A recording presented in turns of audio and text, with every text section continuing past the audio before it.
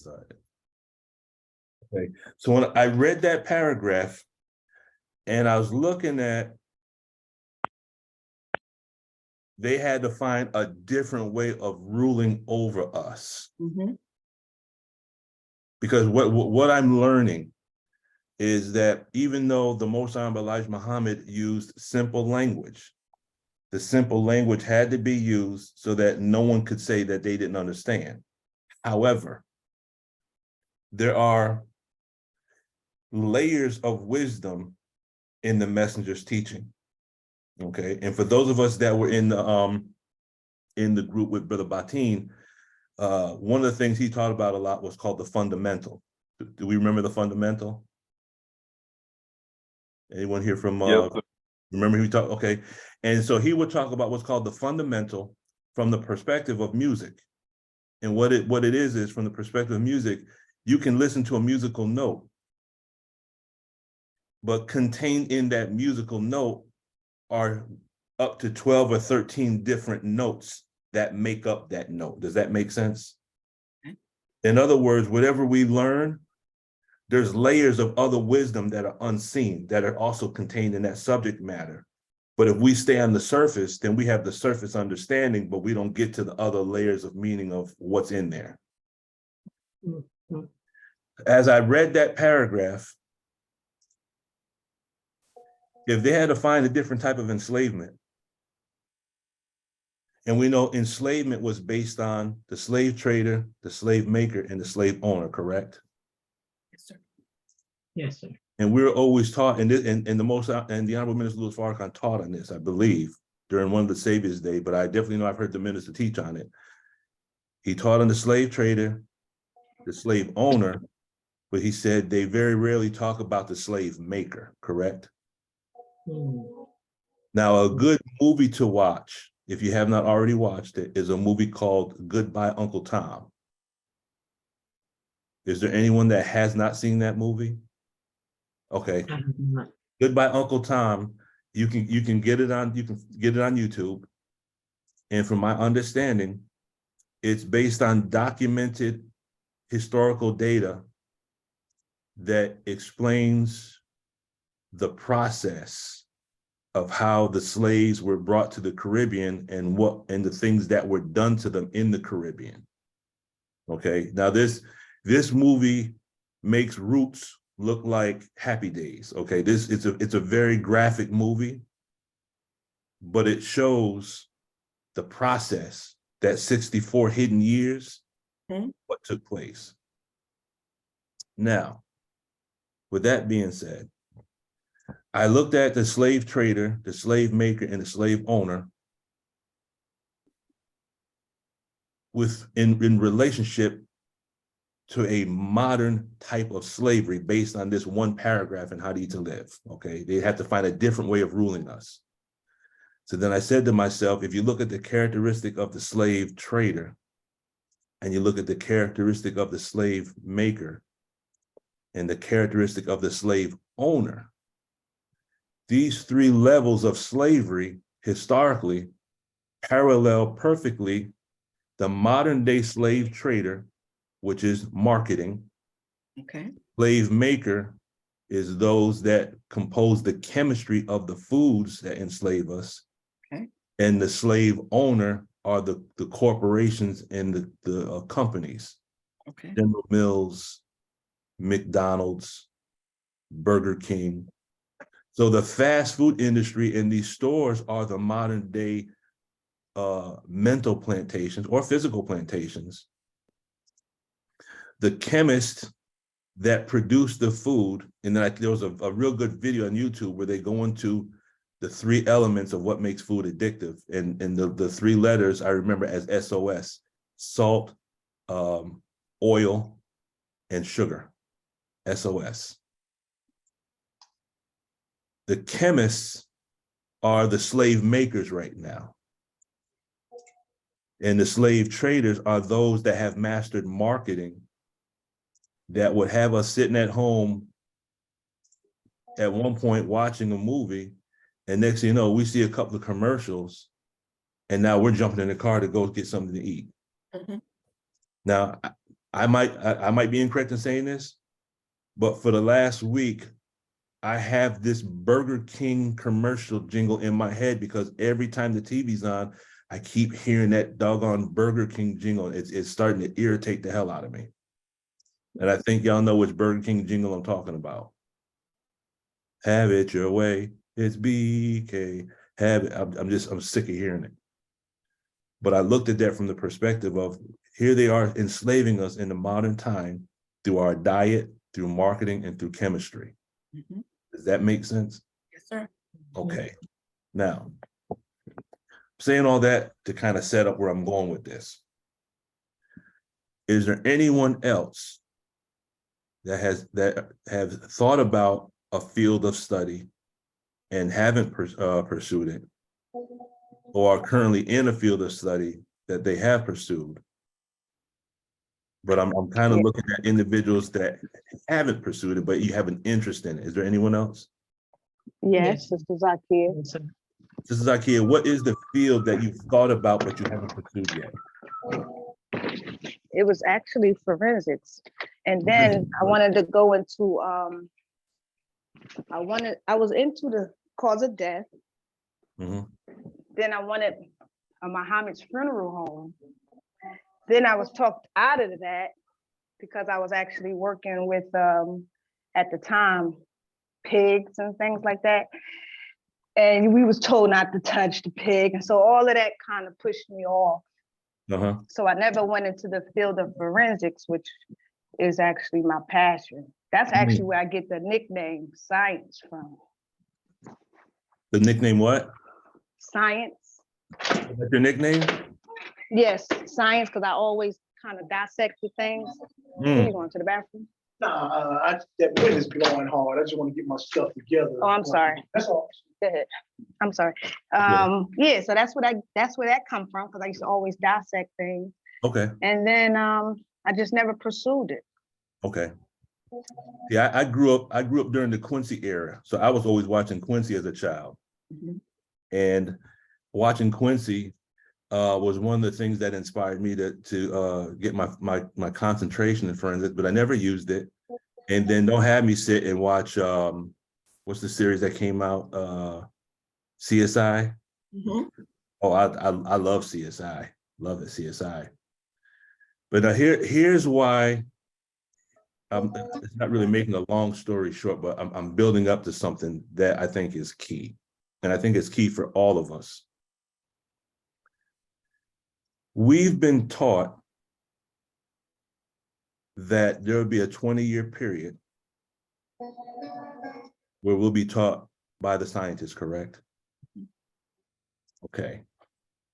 And the thought occurred to me. Now, this is just a cognition, call it just a thought, just a what if, but it's just something that it caught my attention this morning. I thought it was important. I thought I would share it with the believers.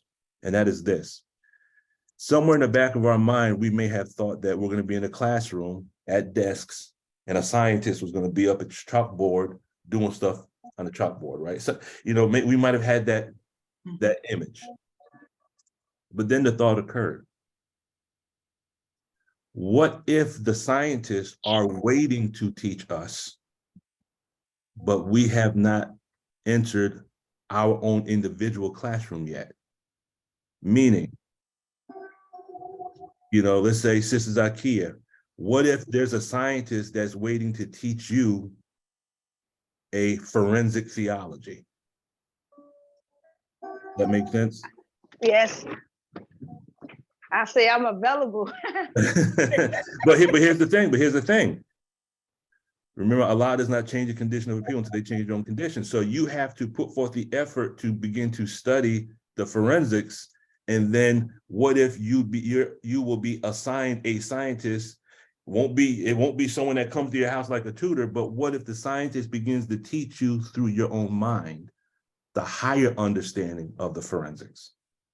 Yo, that's deep because I've always had little like they be like, damn, why you infatuated with death? Like if a family member die or whatever, I'm always observing the bodies. And I think that's my subconscious little passion towards that.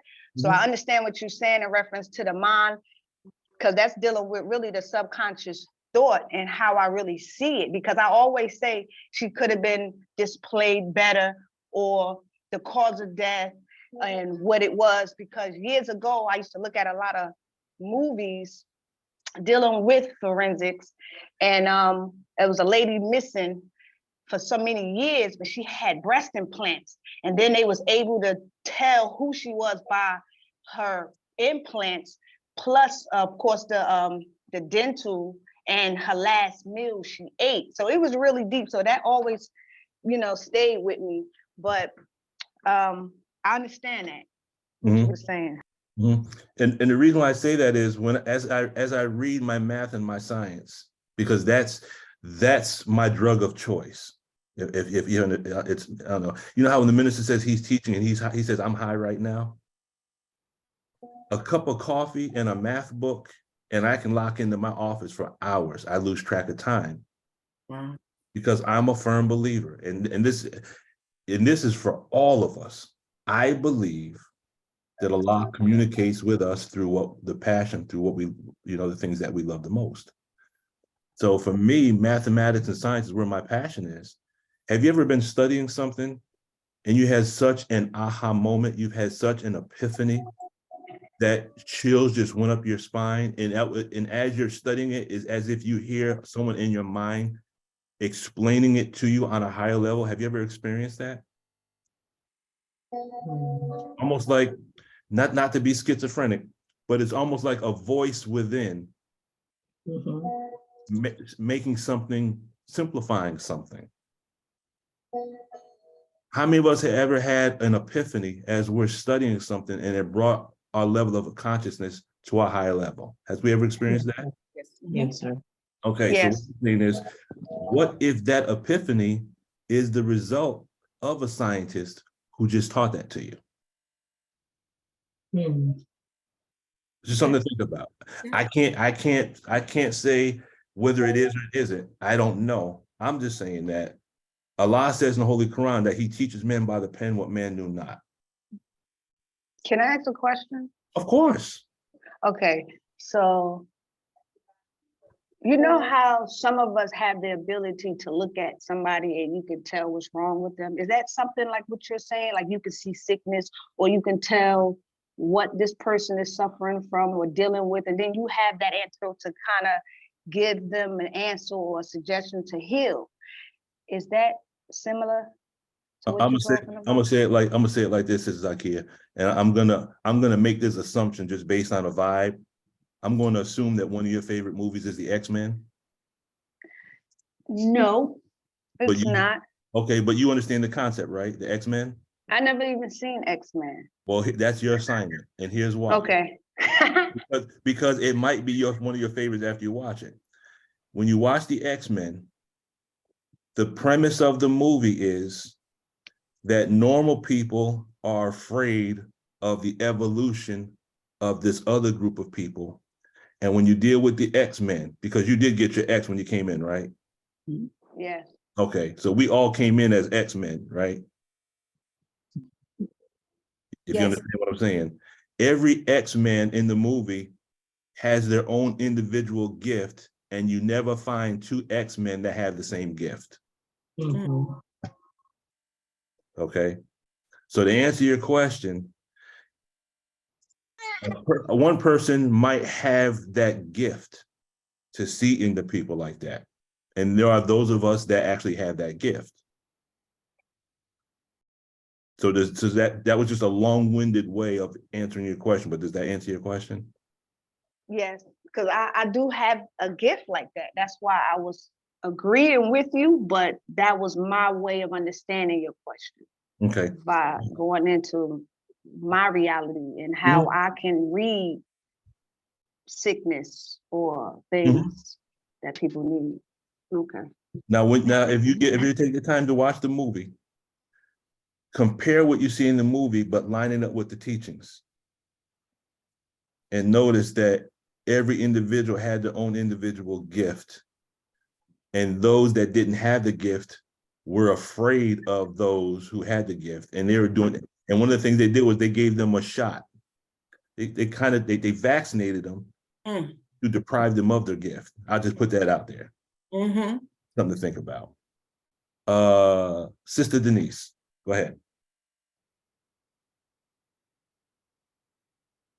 Brother Lukeman, I thought about my uncle. I was asking him about my mother's mother, my grandmother, and he said that she was a seer, and that I don't know, the people in her area, all of them would come to her for different things, and she would read them.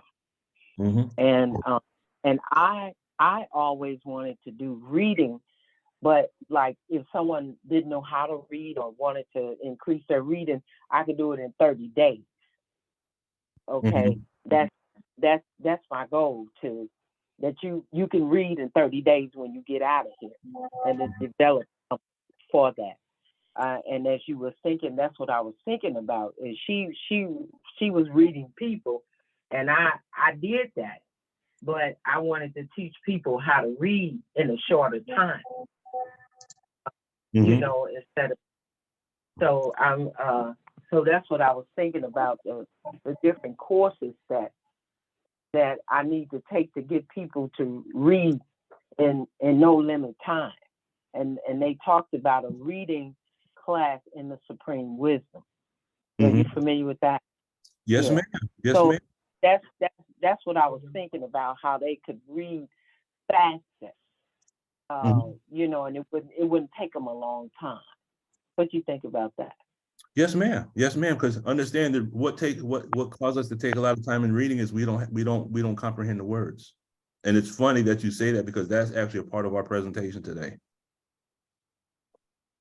It's using words that we don't understand, misunderstoods. Because once we understand the words, we actually reduce our reading time. Does that make sense?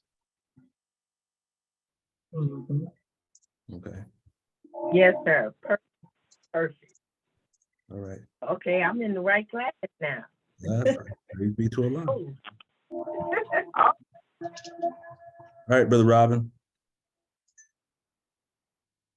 You're on mute, brother. There you go. Assalamu alaikum, family. With Islam. And I pray everything and all is well with the family. I just thank Allah for His grace and mercy. I just want to share this with you all. Maybe I'll get a chance to share it later. Brother, I just got back from Mecca on a tech, what we call Tech Mecca. Tech Mecca. Tech Mecca. Flag, and it's like the top org on the planet, on the land. I say that, and man, it's very powerful. We are truly on the right course. Maybe one day soon I can just share pictures and stuff and share with you all. Sister Naira, Brother David, like Brother Luke Mars, Sister Belinda, and our beloved Brother Baatin. Look, all of you all are giants. There ain't no mistake, none of you on this call. You all were chosen and handpicked by Master Fard Muhammad. That's all. I'm gonna just say that. What that means to you is what it means. I'm telling you the truth. But here's what I want to say as it relates to Sister just said something about being able to see into people. Did I hear that correctly? That you can see what they need? Well, all of you and all of us have the ability to see what is the unseen, how the Holy Quran opens up. You know, this book, there's no doubt in it. It is a guide to those who keep up prayer, who believe in the unseen. Well, all of us have the ability. That's one of the definitions of wisdom. Is being having insight. Whereas I'll give you a quick example. All of us have that ability on this call. And if you're an auditor, you definitely have that ability. Question is, how do you see an engram? Do you see an engram with the physical eye, or do you see it with the light of your mind? How do you see a demon circle? You see people your whole life. Hey, what's going on? I can't do this. I can't do this. Before you learn the technology, you just hearing a person, they don't believe they can do this. But after getting the technology, you see a person saying, I can't do this. I can't do this. And you look deep into them and you see the demon circuit controlling them, commanding them to say, I can't do this. But you didn't see the demon circuit with your eyes, your two eyes. You saw it with your third eye, or the light, the eye in your mind. So yeah, so like when you're in session, how do you see engram? You don't see it with the physical eye. You see it with the light of the mind. So when brother talking about the X-Men, they had different abilities. Man, all them movies are about us. And I'm the more I see life and the more I learn this tech, the more I learn how valuable we are. We're so valuable. And we are very valuable people on this planet. And I'm saying in the Nation of Islam, with this technology, you are very, very valuable and vital to the entire planet. My last point is this: your awareness level. See, the higher you are on the tone scale, the greater your awareness. The greater your awareness, the greater the light in your mind is. The greater the light in your mind is, the more you can see. That's why you might come out of session or you have what's called, brother, we're talking about a cognition. Oh, now I see something. Your level of awareness has raised and the light has increased in your mind. So the things that were hidden in darkness become visible as the higher your awareness gets. And it's amazing. And I pray, Brother Lukman, one day soon I could share on that bridge chart. It's powerful. All our lessons is on the bridge chart. It's right on the chart. But anyway, I just wanted to share that part. Yes, you can see the unseen and see into people, see their problems and their challenges. A lot of us been doing our whole life, we just didn't have a name for it. But the more we learn, be reminded with this tech, and the more we go into it, the higher our awareness, the more we'll be able to see the unseen. So I pray that makes sense. Thank you all for letting me share that. Yes, sir, Brother Robin. Here's the thought that comes to mind as you're talking. So then, is it safe to assume that the higher up on the tone level we can go, the deeper into the problem book we can see? That's number one.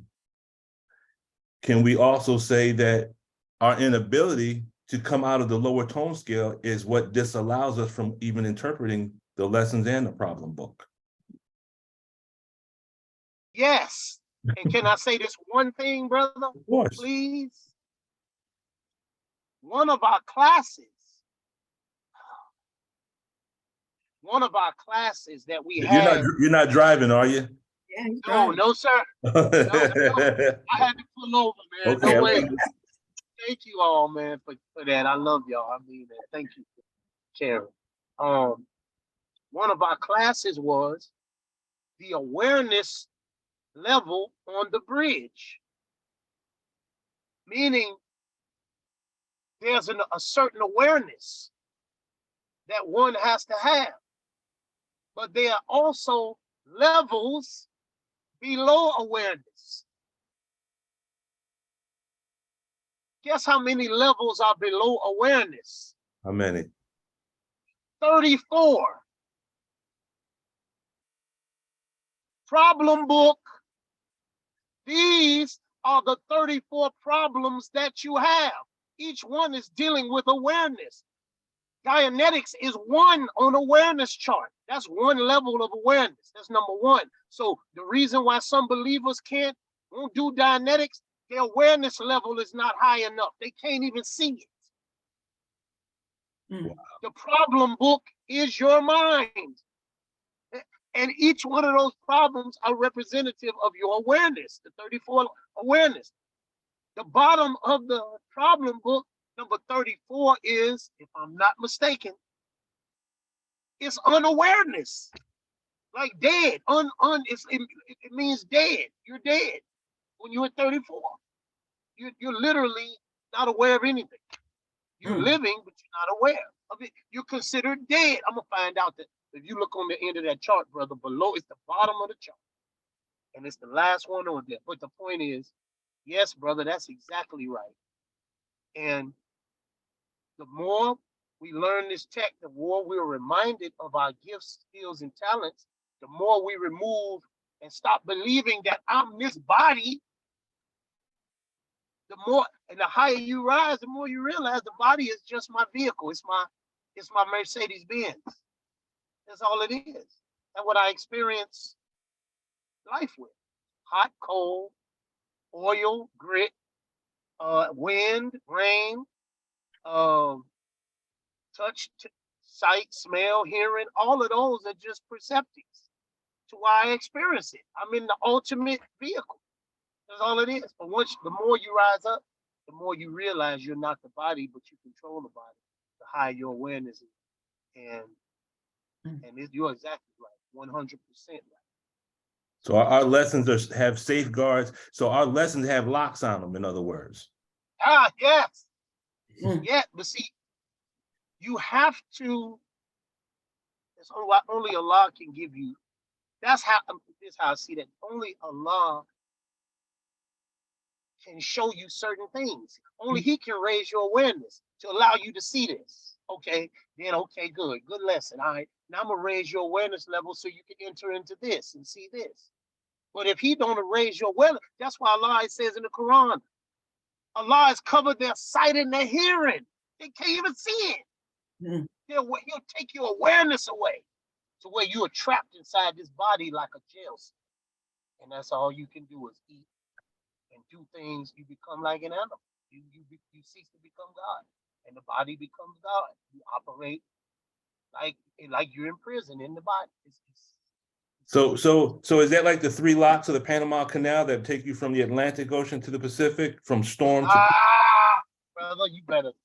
Yes, brother. Yes, that's exactly it. You're a scientist. No, I heard the minister say that. Yes, brother. That makes total sense. The minister taught on the 3 locks in the Panama Canal, going from the Atlantic Ocean, which is where the storms originate, to the Pacific Ocean. And the word Pacific is the word pacify, which means to be calm. So we're raised from stormy weather, low tones, to the Pacific, high tones in 3 stages. Sir, I would agree. Praise be to Allah. I'll just say this last point. We are more important. I'll say this. And I don't want to bring money in it because sometimes we get distracted. But there are billionaires, listen to me, multi-millionaires and billionaires who I met, who are waiting on us to awaken.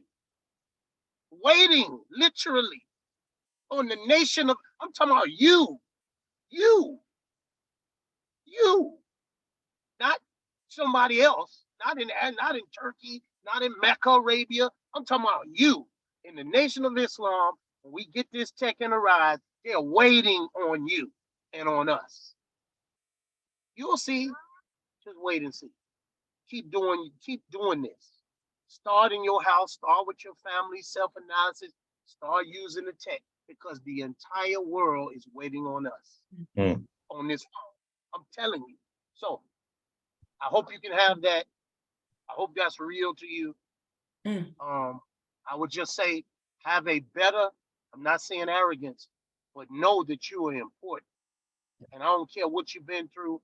I don't care what your circumstances are right now. I'm telling you, the world is waiting on you. Last thing, and I swear I'm gonna be shutting my mouth. Minister Baatin, the minister said it on his 90th birthday. He said, when Saul, that man is a God. That man is a God in front of him. He said, when Saul came to anoint one of the sons, he said, those who looked the part, the sons who were well educated and, they were chiseled and, they looked the part.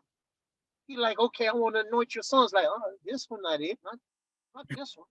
Like, don't you have another son? You know what I'm saying? You talking about David, the one out there in the field, in the streets? Yep. The the black sheep of the family. You talking about the one that, The one that keeps You getting know- kicked out the mosque? the one get kicked out the mosque? You mean the one that's Raising the hell. one that had a couple marriages, fractures the law, not perfect. You talking about that one? Yeah. Bring them in. That's the one. It's him. It's her. He was talking about us. All the hell you've been through was preparation for you. Yeah. All the casting out, all when you felt you was alone, Allah was with you. You were Always. chosen. Look, you had to go through that so he could see the content of your heart. Mhm. All the hell you've been through, and you still here. Yeah. That shows you love your people and you love the mission. And everything he promised is coming. It's coming. Just hold on and keep moving. It's coming. I seen it. I want y'all to see me. I seen it. I'm gonna feel like Dr. King. I seen the promised land. I've seen it this past week. But I plan on getting there with you. I'm gonna put that out there. I plan on getting there with you. But I'm telling you, and we're gonna be doing some things in each of y'all cities. We work things being worked out behind the scenes we ain't even aware of us. So I just want to tell you, you love, you the best nation on earth. I'm telling you, you sisters, is your time. It's your time. It's your time. So pardon my passion, but I just love y'all. Yes, sir. And you are immensely valuable. And just if you don't take the time and just see yourself in the palace that you want, see yourself in an auditorium delivering Dianetics to thousands. See yourself doing that, like you already see yourself. That's who you are. We just gotta work to make it a manifest and make it a reality. That's who you are. If one thing I learned from the having this and survival workshops Sister Naira and put on, if you can see it, you can have it. If you can see it in your mind, you can have it. I don't care what it is. If you can see it in your mind, you can have it. That's the first steps to having this. So thank you all for that time. Thank you, Brother Lukman. Thank you, Brother Robert. I was heavy. That's been heavy on me, man.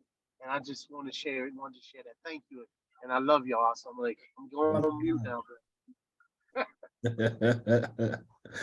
Thank you, brother. Shalom. Good teaching, bro. Go ahead, sister. Go ahead, Sister Melanie. Assalamu alaikum. Well, just like, I don't know if it was on here or someplace, I think it was here, somebody was saying that T.D. Jakes said he didn't want to come behind the minister teaching. I don't know if I want to come behind brother teaching. Come on, bring it. But the only, as he was, this isn't what I was going to say initially, but as the brother's talking, and it just because I'm an auditor coordinator, and the problems trying to get believers in the mosque to try and trust in what Brother Minister said. And I don't understand that, because to me, that's an oxymoron. But to go and do what he said, and when the brother was talking, and I always mention in the Quran when people talk to me about, well, why don't people see this? And why are people doing what they're doing? And I point them to the Quran about people blindly wandering on. And, and so then as the brother's, teaching, and then I'm, looking at that from people being on the tone scale, and we're taught that, people, like 1 and 1.5, and it just kind of crystallized that that's what we're seeing. And then I feel that we don't get the support to try and get people into Dianetics, as Brother Minister has asked us to do. And it's not really an ask, because anything he mentions for us to do is not an ask, it's actually a command. And we aren't doing it, but that I don't think that we are supported with Dianetics, because Dianetics frees people, and it frees them from the shackles of their mind and their past. And so, it reminds me of the lesson, can a devil fool the Muslim nowadays? And we say no, but if we are so boggled down in our engrams and in our aberrations, yes, we can be fooled today. Yes, we can. And so we need to free ourselves. Dianetics is freedom. It's freedom to see and practice our Islam as it was meant to be. And between Dianetics, atonement, and our lessons, if we get that together, the world is our oyster. Mhm. The world is our oyster. But that's not what I wanted to say, but the brother just stirred that up. But I wanted to mention I think it was Sister Tina who was talking about seeing into people. And I just wanted to mention to her, let her know that there's a field called medical intuitives. And that's what they do. Medical intuitive. They look into a person and they can tell. And it's almost like auditing. Doing a medical history and auditing, and they can tell what is wrong with the person, unlike physicians who run tests and different things like that. But it's called being a medical intuitive, and I just wanted to share that with her. Praise be to Allah. Thank you, Sister Melanie. You're welcome, sir. All right, Sister Zakia. I'm talkative today, right? Hey, go No, ahead. actually, it's not even that crowded at work today. But and back to the brother Robin, thank you for that. In that lecture, Brother Lukman, on Mother Tanetta silencing, she talked about the hereafter and not being able to take this world doctrine or what we're learned or studying. And that's so true, because like when I was 9 years old, right, I delivered my little sister, but because I don't have the paperwork stating I'm a midwife or XYZ, it's not approved. So it is with, you trying to come out? Okay, you got it, it's on my desk. Okay, sorry y'all, I'm at work. So it is with everything else that we deal with, even when it comes to food. Like I didn't go to chef school, but I know how to cook. So we really is a walking reality with our units and things that Allah have already deposited into us, because it comes naturally.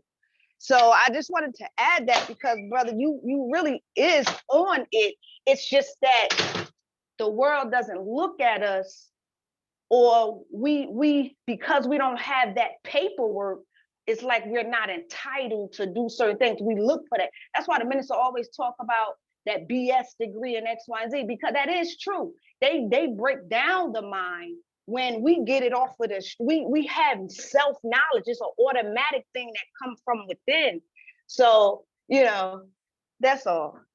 So I'm about to go back out. Thank you. Go ahead, Sister Tina. Yes, sir. I think Sister Melanie said she think it was me that said that about reading. I'm sorry. Yes, ma'am. No, I Sister realize Zakia. that was actually Sister Zakia. Yes, But you were tuning in, because when Sister Zakia, see, I know Sister Zakia from Mars 25. Okay. And so when Sister Zakia was speaking, and she was speaking about reading into people, what's wrong with them and stuff like that, every time I hear Sister Zakia on here or see her name, I think about something she said to me years ago. I was in the habit of brushing my hair a lot, 300 strokes. And I mentioned it to Sister Zakia, and she said, girl, you're going to be bald-headed brushing your hair that much. And it has really thinned my hair out. Not bald-headed, but it has thinned my hair out. So every time I hear Sister Zakia or see her name, I think about that. And I said, she was so right. So when she said reading into people and thinking about people, I was thinking about her today, really thinking hard on her. And I've been wanting to tell her she was right. So when you mentioned my name, okay, and it was her, yes, that made me want to say what I just said. So thank you, Sister Melanie. Thank you, Zakia. Praises to Allah, ma'am. Yes, ma'am, Sister Tina, but the messenger did say for us to change our texture to do at least 100 strokes a day. But I guess you was probably, but Doing praise too be much. to Allah. I don't What? even remember that. Yes, ma'am. Assalamu alaikum. All right. Go ahead, Brother Robin. And then we will get into our PowerPoint. Go ahead, Brother Robin. You got the floor. I just wanted to share one thing the sister just said about our people the believers not grasping. Sister Coordinator, don't worry about it. Yes, sir. Keep going. And here's what else I want to say. Eventually, well, I'll say this. Have you done the self-analysis workshop? You speaking to me, sir? Yes, ma'am. I haven't done the workshop. I'm on the course now. I'm doing Okay. self-analysis. Well, no, I'm sorry. I'm doing science of survival now. I haven't done self-analysis. I'm doing science of survival. Hey, no worries. Mhm. Here's what we're doing, because we're working on, we're going to have a self-analysis workshop in Birmingham Oh, okay. this Saturday. And about 10 years ago, we did a self-analysis workshop in the mosque. And there were the juniors were auditing. We had a junior is 8 years old, was auditing a believer who was 70 years old. Wow. Yes, sir. Just doing self-analysis and just moving up and down the track. So sometimes the believers are not to a point where they can have Dianetics. When we Yes, talk about the awareness level, some of us you just can't run. They're not even high enough on the tone scale Exactly. to run. Exactly. So self-analysis is the first line of defense, so to speak. Mhm. You know, it's like you're like treating somebody for a common cold versus them going to the hospital for pneumonia. Mhm. You know, so that's something that we can have is light. And what I'll do is I want to share that with Brother Lukman, I guess, and pass it on. And after we do ours this Saturday, I'm getting hatted on it again, so we can break it down. And that's something you can do in the mosque that the believers can come to. It's not nothing strenuous. You can do it with your families, and it's something that you can do with anybody, anywhere, and there's no liability associated with it. So, and thank you for having that spirit, but I just wanted to share that with you. One second thing is when sister you said, can you fool a Muslim? Not nowadays. When you look at that statement, not nowadays. Well, why not nowadays? Because the devil he's referring to are the engrams Mhm. Mm. that move below your awareness, Mhm. that you could not see, like Brother Luke was just saying, and like you said, and the other sister said, they were moving unseen. Mhm. But now we have the tech to see them. Yes, sir. Yes, sir. So heck, you know, the devil, the engram bank, the reactive mind can't fool a Muslim, because Mhm. now we see. We got Right. the tech to see. Right. Right. Yes, sir. Yes. So I just wanted to put that out there. When we keep it in that context, and self, and with that supreme wisdom to see it, that insight, and the lessons come alive. So I Yes. just wanted to share that. And Thank I you, pray sir. that made sense. Thank you. Brother Robin, I'm gonna pose this question to you. Is there any way for those of us that can't travel to Birmingham, is there any way that could be made available via Zoom or via Facebook Live or something? Here's what I'm going to do. I'm going to ask, because I'm being guided by two guys who are OT8s. They top of the bridge. And they really are angels. That's who they is. We the gods, they angels. They job is to help us. I'm being hatted on that today. So I will definitely let you know. Okay. And so we can duplicate it. I will definitely let you know on the call. Matter of fact, Saturday night, right? That's the call, right? Next call? No, our next call is Sunday. Sunday. Perfect. I should have that information by Sunday. Okay. So okay, so let me get this straight. Your self-analysis is not this weekend, but next weekend? No, it's this weekend, brother. We hitting the ground running. Okay, so is there a way to find out if we can access the meeting via Zoom? Oh, I'm sorry. Yes, Yeah. I would work on that today. I'm sorry. Yeah, let us know, because if we can, then I can send it out on my end, and somehow we can link up all the believers to your function and use modern equipment. So we can travel 2,000 by 3,000 from our laptop. Yes, sir. Come on. Oh. Look. One last thing, and then sister, and I'll tell you, it's 10 seconds. Oh my God. And sister, I can't wait to Sister Naira show you. See, we're Dianetic auditors. We on the lowest part of the bridge. Sister Naira just became a class 4 auditor. That's 4. Due to Allah. They had an auditor appreciation dinner. Guess what the symbol? I'm gonna show y'all the pictures and everything. Oh, that lion? Is a lion. Wow, praise is due to Allah. But watch this. You're right. Look, yes, you get a lapel pin when you become a class 4. To put on the lapel of your jacket or your blouse or whatever, you get a lapel pin, identifying you as a class 4 auditor, meaning you can handle any problem that the human being has. Class 4. You know what that lapel pin is? It's a lion. It's a lion coming out of a cage. Oh, mother, oh, dear. I'm gonna show it to you. It's a lion walking out of a cage. Wow. Praise is due to Bro, look, That's I'm going to serious. get some Starbucks for my family. We had to get some coffee. I'm still on the line, but I'm gonna send you that picture right now, brother. You look at, I'm gonna send that to you. Brother Robin, I want to add something to what you just said, brother, with regards to our lessons. Lord, have mercy. Yes.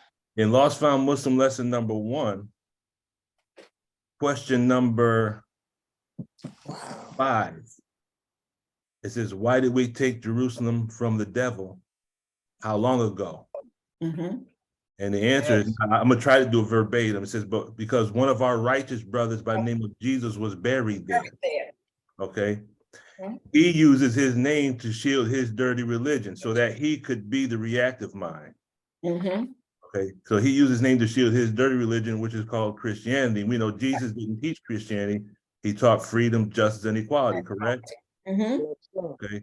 Now, it also says that Jerusalem was built by the original man who was called what? Jabus, also Salem, and Ariel, right?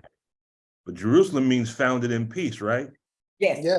Okay, so we can say Jerusalem is a demo kit that describes the higher tone level. Yes, could we say that?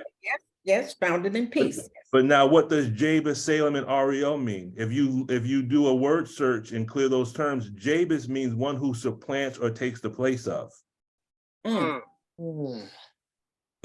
Salem means peace.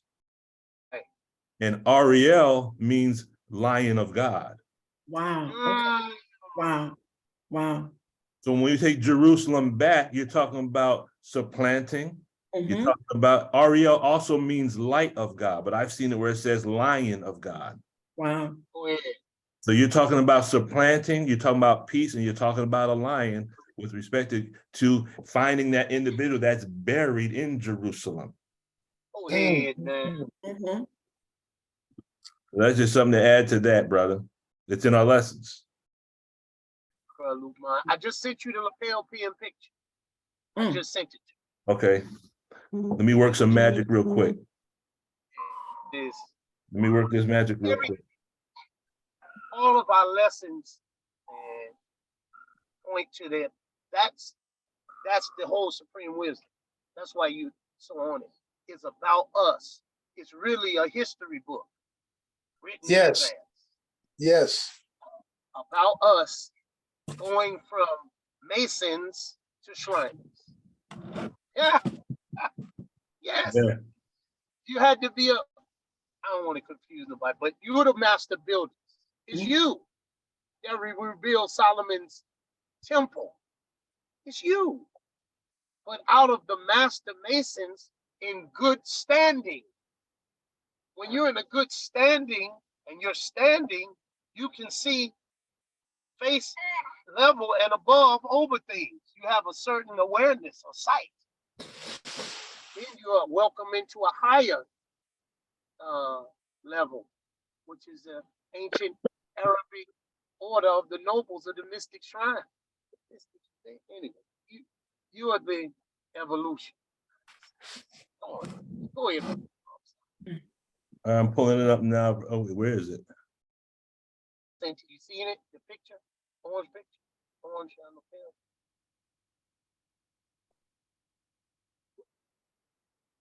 film. I'm not seeing it. You got it on the text message, didn't you, brother? Yeah, no, I'm trying to convert it so I can get it to the so I can get it on screen here. Okay. There it is. There it is. I got it. Okay.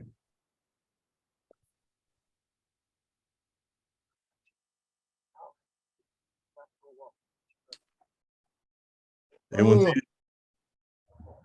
Wow. Large it, if you can. Can you, I think that's about as big as I can get it, but can you see the line right here? Definitely see the line, yes. The cage is the two sides, the two angles. On top it says class 4 auditor, Hubbard auditor. But in that description of the pen, they basically they tell you what it is. Okay. But it's, look at it. If you can see it, y'all need to see it.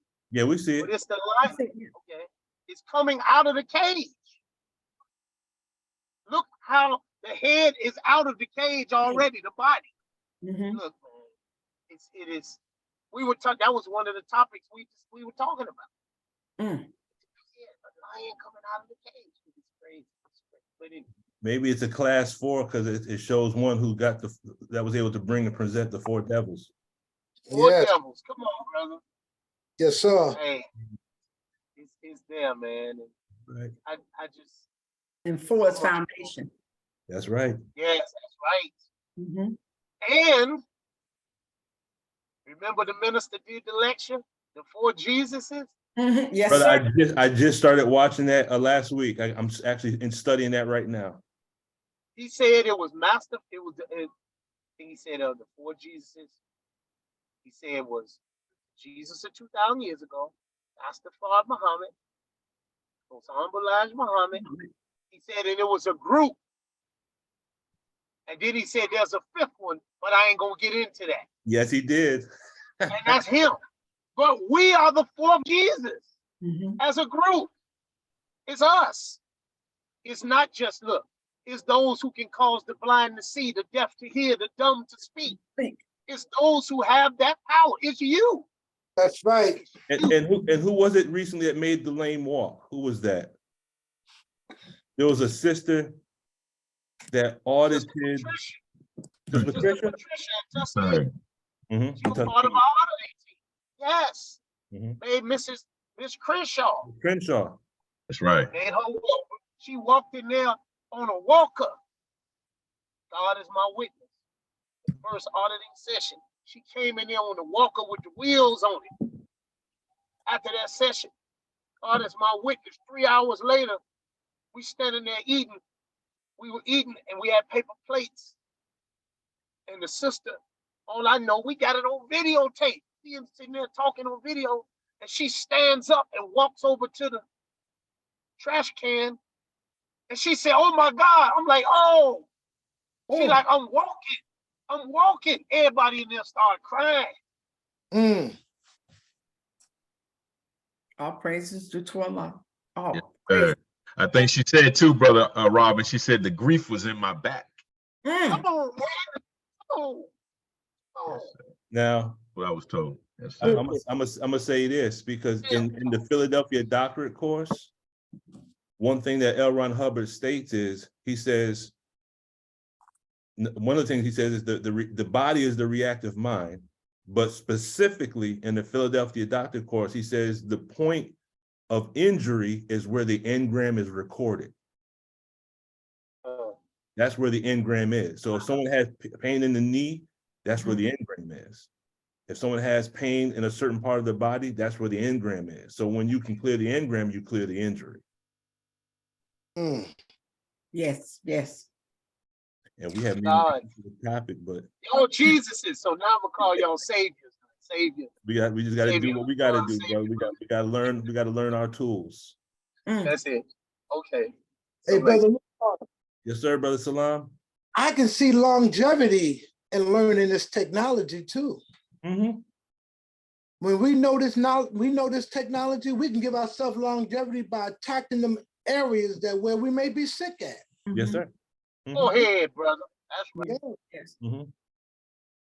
Yes, sir. All right, family. That's called preventive Dianetics. Preventive Dianetics. Yes, it is. Yes, yes. All right, family, are we ready for some mathematics? Man, we've been dealing with mathematics, but now we let's get into it. Let's see where is it here? Let me pull it up.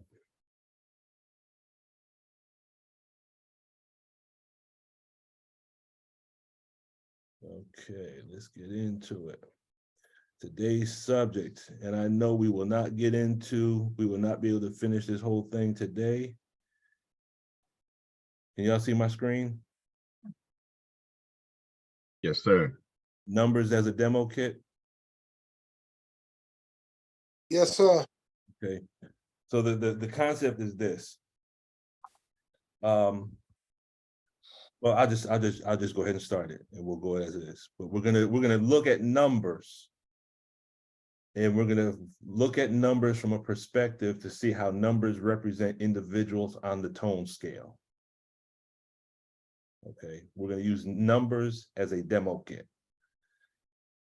So we start with problem number 13. And it says, after learning mathematics, which is Islam, and Islam is mathematics, it stands true. You can always prove it in no limit of time. Then you must learn to use it and secure some benefit while you are living. That is luxury, money, good home, friendships, and all walks of life. Sit yourself in heaven at once. That is the greatest desire of your brother and teachers. Okay, so that's the starting point. But the one thing I want us to understand is this: the word mathematics by itself is a word that can represent a multitude of levels of mathematics, correct? Y'all with me? Yes, sir. Okay, because algebra is mathematics, correct? Yes. So when we apply what's called the law of substitution, I can take the word mathematics and plug in the word algebra, and then it would say, after learning algebra, which is Islam, and Islam is algebra, correct? I could say after learning physics, which is Islam, and Islam is physics, because physics is actually mathematics applied to a specific area. I could say after learning trigonometry, which is Islam, and Islam is trigonometry. I can say after learning calculus, which is so the different levels of mathematics are different levels or gradient scales of Islam. Can we say that? Yes. Yes, sir. Okay. So the word after means subsequent in time or later in time. So in order for us to understand Islam and mathematics, both concepts stand true after we learn both, correct? Which would imply that our understanding of mathematics is limited by our lack of knowledge of Islam, and our lack of knowledge of Islam is limited based on the lack of knowledge of mathematics.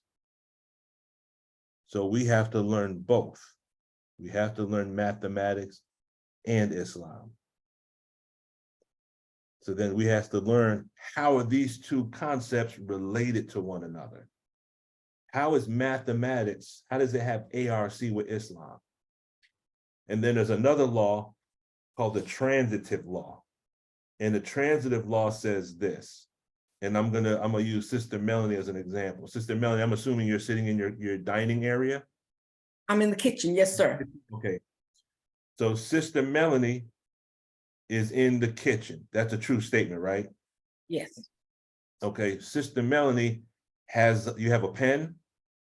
Yes. Okay, Sister Melanie has a pen. That's a true statement. Therefore, the pen has to be in the kitchen. True statement, right? Yes. Yeah. Okay. Brother Salam is standing in front of a painting or picture. Brother Salam's shirt has a red collar. Therefore, Brother Salam's shirt is in front of the picture. Yes, sir. In mathematics, that's called the transitive law. If A equals B and B equals C, then A has to equal C, correct? Right. Mhm. And the way that the minister explained it to us one time, he talked about triangles. He said if side angle side of one triangle has the same length and size, or it's the same. If side angle side of triangle A equals side angle side of triangle B, then those two triangles are congruent, correct? Yes. Yes, sir. Okay. So now if we say Islam is mathematics, and then we say mathematics is Dianetics, then Dianetics has to be Islam, correct? Yes. Yes. So those that say that the minister was incorrect, we would just simply say they don't understand mathematics yet. That's all. They just don't understand. You know. So a lot of us say, yeah, today's mathematics, but you don't really understand mathematics. There was one point in one of the prisons I was in, and right before I went up to the room, I heard one of the brothers teaching from the rostrum. He was teaching today's mathematics. And I'm listening to it. It sounded good, but really it didn't make any sense. It just sounded good. And so I said, brother, well, let me put this on the board, because what just happened, I don't want this to happen anymore. And I put 1/2 plus 1/4. I said, add those two fractions together for me. And he might have said something like 2/6. I said, no, sir, brother. I said, that's not, you have to understand the rule of fractions in order to add fractions. I said, so what I want us to stop doing, this was when I was working as a chaplain. I said, stop talking about today's mathematics if you don't know math. That's right. Just because it sounds good doesn't make it good. Right. So what we're going to do, we're going to marry 3 concepts together today. We're going to marry Islam. We're going to marry a concept found in mathematics called factoring. And we're going to marry it to Dianetics. And it's going to give us a deeper understanding of why the case inventory, I believe they call it either case inventory or they call it inventory. But why that is so important. We're going to learn why just by using something as simple as mathematics. Y'all ready? Yes, sir. Okay. The foundation of everything we talk about with regards to education, at least for me, rides on these 2 basic rules. Page 48 to page 51, Torchlight for America. The Honorable Minister Louis Farrakhan says you have to place God at the center of your education or your study. Does that make sense? Mm-hmm. Yes, sir. Okay. And rule number 2 is marry the subject that we're studying the self. So whenever we're studying mathematics, physics, calculus, trigonometry, linear algebra, whatever we're studying something that has come from the mind of Allah, which is our mind as well. And we're studying an aspect of ourself. Does that make sense? Mm-hmm. Yes, sir. So whatever we study, Sister Melanie, you go study biochemistry, it's a self-study. Yes, sir.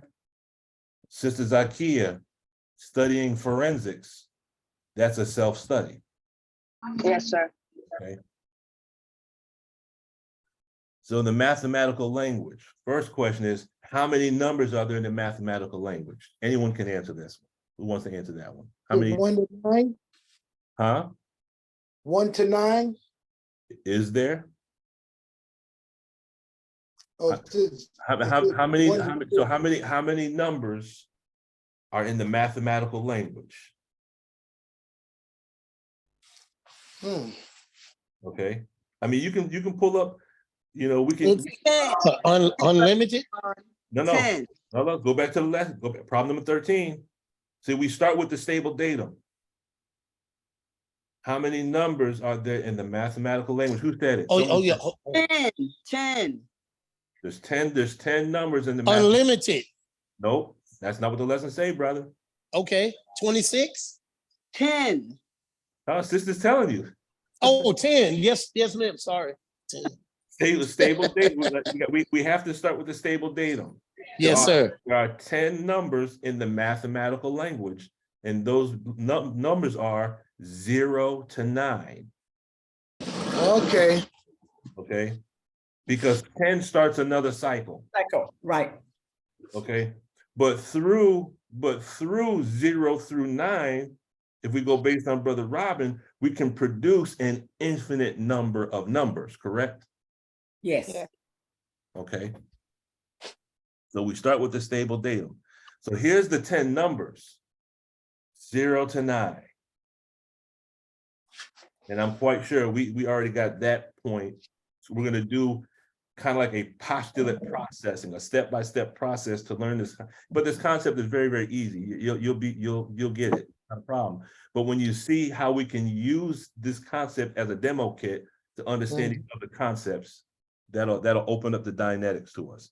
So through the study of numbers as multiples and by identifying their factors, we will use them as a demo kit to gain a better understanding of self and Dianetic technology. So the two basic concepts we're going to look at today are what's called multiples and factors. And you'll understand this within 5 minutes or less. This is not a complex concept. So the learning objectives. We're going to look at what are multiples and factors. And we want to look at different types of numbers. And we're going to touch on that briefly. We're going to look at what's called prime numbers. Okay. How do these different types of numbers correspond to different types of people? Okay, so we're going to look at numbers and how they represent people. In other words, we're going to look at how numbers could represent Allah in the person of. How could a number represent the Most High Elijah Muhammad? How can a number represent the Honorable Minister Louis Farrakhan? How could a number represent someone who's aberrated? We're going to use numbers to represent people to gain a better understanding of the numbers, but also to gain a better understanding of mathematics. Are we good on that? Yes, sir. Are we ready to take this journey? Yes, sir. And then how can we use this concept to better understanding case inventory? There's when you get ready to do the auditing, and then you have the auditor's manual, there's a part in there where it gives you the step-by-step process of doing the case inventory, which is very, very important. And we're going to explain why that case inventory is important. This will be said, this right here will probably be next week. There's a concept in mathematics called the prime factorization theorem. Okay. Now, some of us might have the thought process that certain concepts shouldn't be taught. And I'm not saying in this room, but I've heard this concept before. And some of you may have heard this said in your presence or said to you in the past, where someone might say, I can't teach that, it's a little too deep for you. Have you ever heard that? Yeah. Okay. We had a ministers meeting with Brother Jabril. This was around 1996, 97, or 98 in Philadelphia. And the one thing he said that I remember him saying is, we should never do that. We should never think that a topic is too deep, because that topic might be what's necessary for that person to hear, and that might get all the that might be the oil that's necessary to get that rusty lock open. Okay, so so even when presenting these subjects, my first instinct that this is just my own aberrated mind speaking. Sometimes I can't teach that yet, but I said, then why not? Who am I to judge where everyone's level of understanding is? For those who it's meant for, they'll understand it. And for those who don't, they might not get it at first, but it might spark the movement of going in the right direction of studying. Does that make sense? Yes, sir. Okay, I'm not allowed to judge that. If the concept comes and my desire is just to share it, I can't determine whose mind is ready and whose mind isn't. But this is something we'll talk about next, because I know we're not going to have enough time. The prime factorization theorem has to deal with prime numbers. And we're gonna explain what a prime number is and how it relates to the believer. Okay. What will be the terminal objectives today? The terminal objectives are the outcomes, the desires for each student, that's all of us, me included, to understand how to identify factors of a number. And you everyone in here probably already knows how to do it. It's probably you just never thought of the title of what it's actually called. Okay. Determine whether a number is prime or composite. Why is that important? Because we're going to apply this to Dianetics. Okay. Understand the importance of case inventory, which we already explained. And then understand how to use the prime factorization theorem as a demo kit. That will be next week.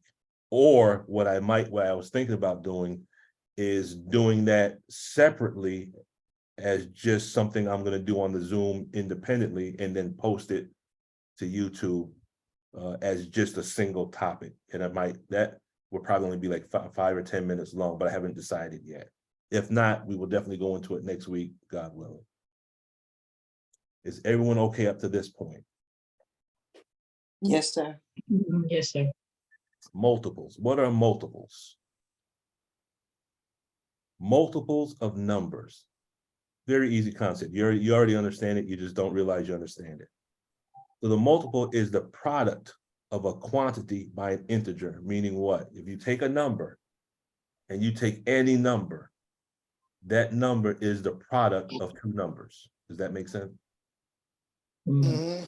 Okay. Sister Dakia, give me any number from 1 to whatever, but make it, don't say 22, because that number always popping up everywhere I go. Every time I look at a time is always there. That's my birth date number is just always there. So I'm gonna say 22. Okay, 22. So the number 22 is a multiple. You can say 1 times 22, correct? Or you could say 2 times 11, right? Does that make sense? Yes. Yes, sir. So every number is produced by the multiplication of two other numbers. Okay. At any time, if there's a concept that you don't fully understand, we treat this like a misunderstood word. Let me know, because I don't want to go past it unless we understand it. Does that make sense? Okay. Okay. So every number except 1. Every number except 1. So 1 represents independent, right? Say he allows 1. Okay. So 1 stands out from all the other numbers that exist.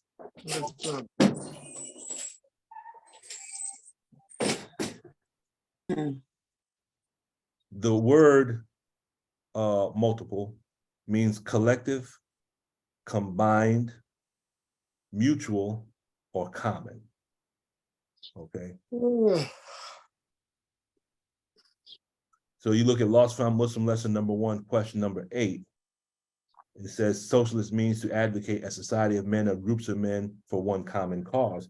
You're talking about groups of individuals working together to produce something in a unified manner, correct? Yes. Okay. So that's what a multiple is. A multiple is made up of the workings of different numbers that produce that number. Okay. All of this is going to be relevant. Let me just do this one thing real quick.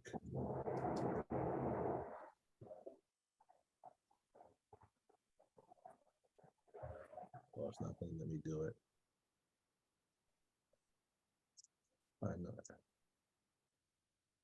Okay, never mind. I'll just go without it.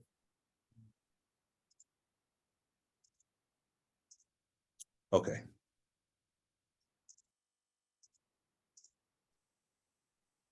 So multiples of numbers. So here's an example. The number 12. You can say it's 1 times 12, correct? So 12 is a multiple of 1 and 12. Does that make sense? So that's easy, right? Yes. Okay. But now 12 has other multiples. What are other ways we can take two numbers and the product would be 12? 2 times 6. 2 times 6, and what else? 4 times 3. 4 times 3. Okay. So if we look at those other ways, so 12 is a multiple of 1 times 12, or 2 times 6, or 3 times 4. Does that make sense? Yes. Okay. Now, those numbers, 1, 2, 3, 4, 6, and 12 are the factors. So the multiple is composed of factors. Okay. All I did was I took the different products and I listed them in order. Can you see it? 1, 12, 2, 6, and 3, 4. I just put them in numerical order. Okay. Those are called the factors.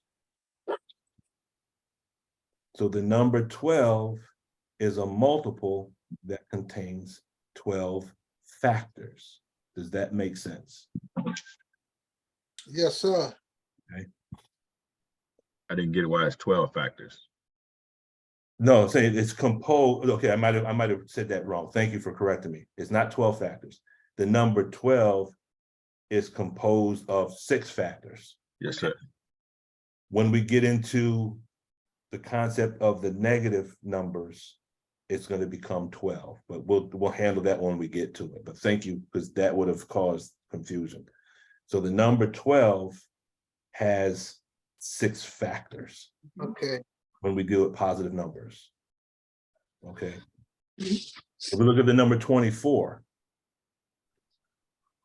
we could say 1 times 24, 2 times 12, 3 times 8, or 4 times 6, correct? Mhm. Okay. And it doesn't matter the order you put them in, because 4 times 6 is the same as 6 times 4, correct? Yes, sir. But now if I take all those numbers and list them in order, then I get all of these factors. Okay. 1, 2, 3, 4, 6, 8, 12, and 24. Those are the factors that produce the multiple, correct? Now, Yes, sir. also, if I say 24 equals 3 times 8, I did multiplication. What's the inverse of multiplication? Addition. Division. Division is the inverse. Right. So if I say 24 is equal to 3 times 8, then 24 divided by 8 should equal what? 3. 3. Mhm. If I say 24 divided by 3, it should equal 8. Okay. So in mathematics, your cycle of action would be whenever you find your solution, you're not finished until you take your answer and plug it back in to make sure it's correct. Right, to prove it. You got to prove it. Mhm. All wise, and we do everything right and exact, right? Mhm. Yes, sir. Okay, so does everyone understand multiples and factors? Yes, sir. Okay. Yes, sir. Brother Lukeman, that's only in the language of multiplication, right? When you check it by division. Am I Yes, correct? that's the inverse. Saying that? Right, That's Mhm. inverse. Oh, that's what the inverse is. Okay. right. So if I was adding, if I said 10 plus 5, that would equal what? 15. 15. Now the inverse would be, so my two numbers, 10 plus 5 equals 15. So if I said 15 minus 10, it should equal what? 5, 5. If I said 15 subtract 5, it should equal, 10. okay? So you'll always come back to the same numbers that you started from. Mhm. That's your what's called the inverse operation. The inverse of addition is subtraction. The inverse of multiplication is division. Okay. Now, this is all going to be relevant with regards to Dianetics in a minute. I'm just taking our time and going step by step through the process. Okay. So people are multiples. Aren't we the product of other individuals? Wow. Now, I'm not saying just mom and dad. Not just saying just like mom and dad produced us. Right. I'm saying we have different personalities. Mm. Some of us act like Big Mama, correct? Mhm. Some of us act like Uncle so-and-so or Aunt so-and-so. Some of us might have been raised or spent time around other family members, so we have taken on some of their characteristics, correct? Mhm. Okay. So when you look at from the beginning of our time track to present time, we could say that we represent the combined effect of all the people, places, events, phrases, and emotions that we have encountered. Mm. So those are all the, so the individual is the multiple that's composed of all these factors, correct? Yes, sir. Okay. So not only do we represent the combined effect, we also represent the various possible combinations of these characteristics. Does anyone not understand that part? I don't. Okay. Because we've been in contact with so many people in our lifetime, on our time track, and we've experienced so many things. So many things have been done to us. Remember your different flows. So many things that we've done, so many things that have been done to us, so many things that we have witnessed, and certain things we've done to ourselves. Right. We represent the combination of all those things all jumbled up together, and that's what's called aberration. Right. Does that answer the question? Ooh, yes, sir. Ooh, Brother Luke, ma. So let's look at the number 24 for a minute. Mm-mm. Here's all the factors, right? The factors of 24. Mhm. Okay. Did I miss any of them, or did we find all the factors? Okay. We got them all, correct? Yes, sir. Yes, sir. So now we list them. 1, 2, 3, 4, 6, 8, 12, and 24. Those are all the factors of the number 24. So 24 is like the individual that has many valences or personalities. Can you see that? Mm-hmm. So the 24 represents the self. All those other numbers represents the valences that occupy our mind. Mm. All the people we've had contact with. Go ahead, Sister Sharon. Yes, sir. Assalamu alaikum, everyone. Happy Sabbath day. Salam, Sister Sharon. Everything is going on. Praise be to Allah. When you just spoke about the valences, and you said you asked a question, are we clear? It made me think about Dianetics, of course, and how in our lessons we rounded up all of the troublemakers. I'm gonna say troublemakers, Yakub's grafted devils, Mhm. and sent them back into the all caves. all that we could find. Mhm. All that we could find. An important fact. And sent them, exiled them into the caves, basically. Mhm. So for us to be clear, we have to round up all of whoever valences, Mhm. all the pain and all of that, and remove it from the best part of the planet Earth. Go ahead, Sister Sharon. Wow. Go ahead. Mhm. And give it back. So it made me think about, the aberration and the valences being what don't make sense to us in mathematics. It causes turbulence in our minds. Mhm. And just getting on late and hearing the small part where you went into the factors of 12, you cleared up my misunderstood just that fast. Praise be to Allah. And when we don't understand words and the concepts of what it means in mathematics, and the teachers don't take time to explain to us what does inverse mean? What does a factor mean? They don't give us those definitions. So we be stuck like, okay, what is it? So just understanding fully, clearing up all the misunderstoods and get rid of, whatever valence or whoever valence is that we're under, it brings us to the state of clear. And the most honorable, the Honorable Minister Louis Farrakhan, he saw something in Dianetics for us to help us get rid of all that pain and everything for what we're going to be faced with. Mhm. So I just wanted to add that. Excellent. Excellent. Thank you, Sister Sharon. Yes, sir. Praise the Lord. Thank you for sharing.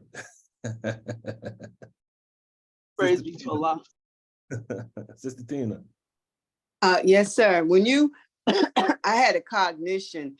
I don't know if you could hear it when I had that little outburst, but I had a cognition when you were talking about the four flows and the aberration, the four flows of aberration. And it just took me back when the minister spoke to us for his birthday. He said his life flows. You know, so when he said his life flows, it made me think about the four flows of aberration. You know, so the minister, he can talk about flow number one, what has been done to him, and not be aberrated about it. Mm-hmm. He gives us examples of what has been done to him, you know, when he talks about, you know, the way he came into existence. His mom tried to abort him 3 times. Mhm. Okay. He can talk about flow number 2, what he has done to others, and not be aberrated about it. So he can talk about, you know, when he was, I think, a minister in Boston and ran away 40 people, if you remember that. Yes, 40 people left the mosque in Boston. in Boston. He can talk about that and not be aberrated about it. He can talk about flow number 3, what he has seen other people do to other people, and not be aberrated about it. He can talk about that cop's knee on our brother George Floyd's neck and killed him, and not be aberrated about it.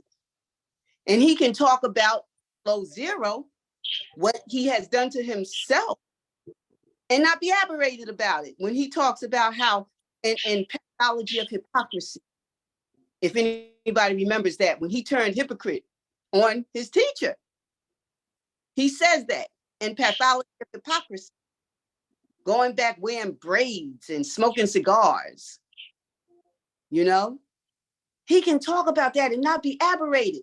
So that is the opposite.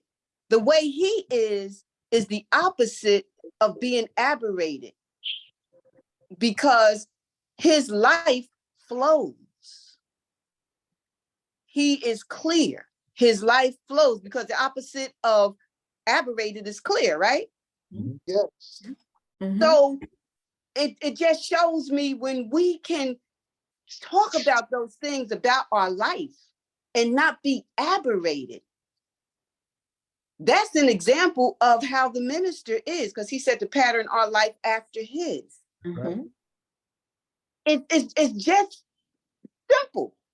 It's not even difficult. It's simple. But this technology, you know, Dianetic, this technology helps us to get there.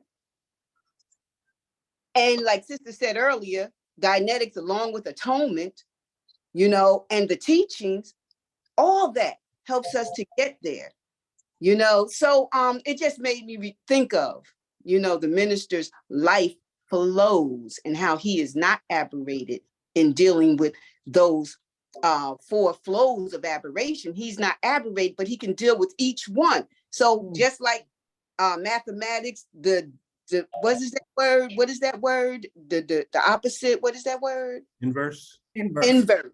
Inverse of multiplication is division. Inverse of addition is subtraction. Inverse of aberration is clear. Inverse of living in Niggerville is following the pattern of my life after the ministers. Right. Right. Yes, thank you for letting me share that. Thank you, Sister Tina. Very, very, very powerful. Very powerful. Go ahead, Sister Zakia. Yes, sir. Hold on a second. So words are born like seeking ye shall find, knowledge is power. Our people perish for the lack of knowledge. See, with the minister, this is what I got from Sister Sharon and Sister Tina. You know, the minister seeks for the knowledge. And we talked some time ago about studying is is basically getting rid of engrams. Mastering self is ridding off engrams. Even this conversation right here is actually breaking some of the links on that upside down pyramid, getting rid of some of the locks that's been in place. But as knowledge coming into the mindset, then you start to think differently. Then it's easy for the engrams to just go away. And so it's starting to make sense. You see clear, things like that is happening. So that's why the minister is an example for us, and why it says seek and you should find, because we are actually seeking knowledge. And the more we seek it and find it, the more clear we become. And we'll be, just like the minister, able to close that gap into, and when he say follow means to walk after. So that's where I feel like we're headed, with a clear mind. That's it. Right. And I'm gonna add this to it. You had mentioned something. You had mentioned the concept of making sense. Every time something makes sense, where we have that aha moment. In other words, when we have that epiphany, where you're studying something, you say, oh, wait a minute. I understand that now. We've all experienced that, correct? Okay. Every time that happens, that's the gaining back of what he says in book 1. That's the gaining back of attention units. If you come from the science of survival perspective, Sister Melanie, that is disinterbulating the Thetan. Right. Yes. Okay, that's what he talks about, interbulated Thetan. And I think it was about a year or maybe 2 years ago, we used the example of the spider and the spider web. And we said, as the spider gets caught in the spider web, that's like the Thetan that's interbulated in the mess. Okay. But anytime we have an aha moment, anytime we have a cognition, it clears up. A cognition could be likened to our mind beginning to operate on a higher frequency of thought. Excellent. That makes sense? Yes, sir. Because it says Allah is the one who teaches man by the pen what man knew not. So we're not giving ourselves these cognitions. So when we receive the cognition, who's teaching us? Allah. The source. Where are they coming from? Okay. Sister Denise, I did see your hand up. I believe I saw your hand up. You with us, Sister Denise?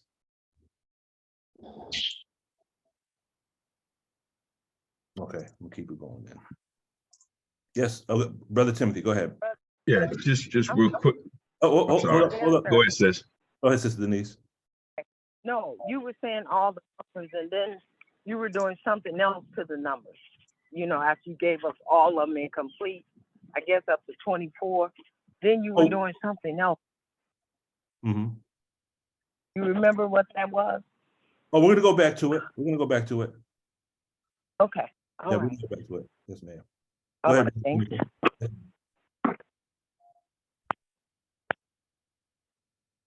Yes, sir. I just wanted to say, in that not video, but the audio that I sent you, where the minister was talking to a group of believers about Dianetics, and when he was first starting to introduce it, he said, when I leave, the enemy is going to use your engrams against you. And I thought that was, I'm still trying to wrap my mind around that statement, how that occurs. But this kind of plucked my, my mind, sparked my mind when you started talking about the valences. And but I was just thinking about that, and maybe you might have some insight on what that kind of means to you. Well, here's how I look at it, Brother Timothy. If our engram is going to be used against us, that would imply that the enemy would have to have a way in which to see into our reactive mind. Does that make sense? Okay. Yes, sir. So how do you see into one's reactive mind? If you can listen. Huh? I'm sorry, I thought you was asking us that question. Oh no, but do you have something you want to drop on us, Sister Tina? No, I was just going to say, how can the enemy see into our reactive mind? He listens to our phone conversations. Oh, not just that. Not just that. It stimulates us. But if we're on the internet, we have something called the history, correct? All the websites we go to. We have a Facebook page. Right. We have a card we use when we go shopping, so he knows all the food that we put in our homes, does he not? Yes, sir. And certain foods we could say are connected to certain tone scales. That's right. The one thing that we said at the very beginning, a lot of us weren't in the Zoom meeting at that time.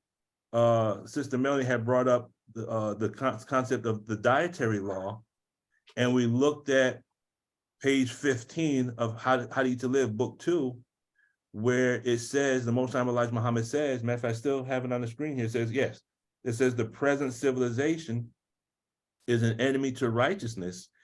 Since they were put over us to rule us, they had to find a different way of ruling us other than the good old way of our fathers. So if they had to find a different way of ruling over us, that means it would have to be done through diet. So what we looked at was, we looked at the slave, we know the slave trader, the slave maker, and the slave owner. And we paralleled, we spoke about that in past tense, but now when we talk about in present tense, the slave trader are the scientists of marketing, the slave maker are the scientists of the chemistry that's in the food that enslaves us, and the slave owners are the McDonald's and Wendy's and Burger King. So the slave trader, the slave maker, and the slave owner are present in 2023 from the dietary realm. So he already sees our reactive mind because he sees our diet. He knows where we're shopping. He knows the foods that we're eating. He knows where we are on the internet. He's listening to our conversations.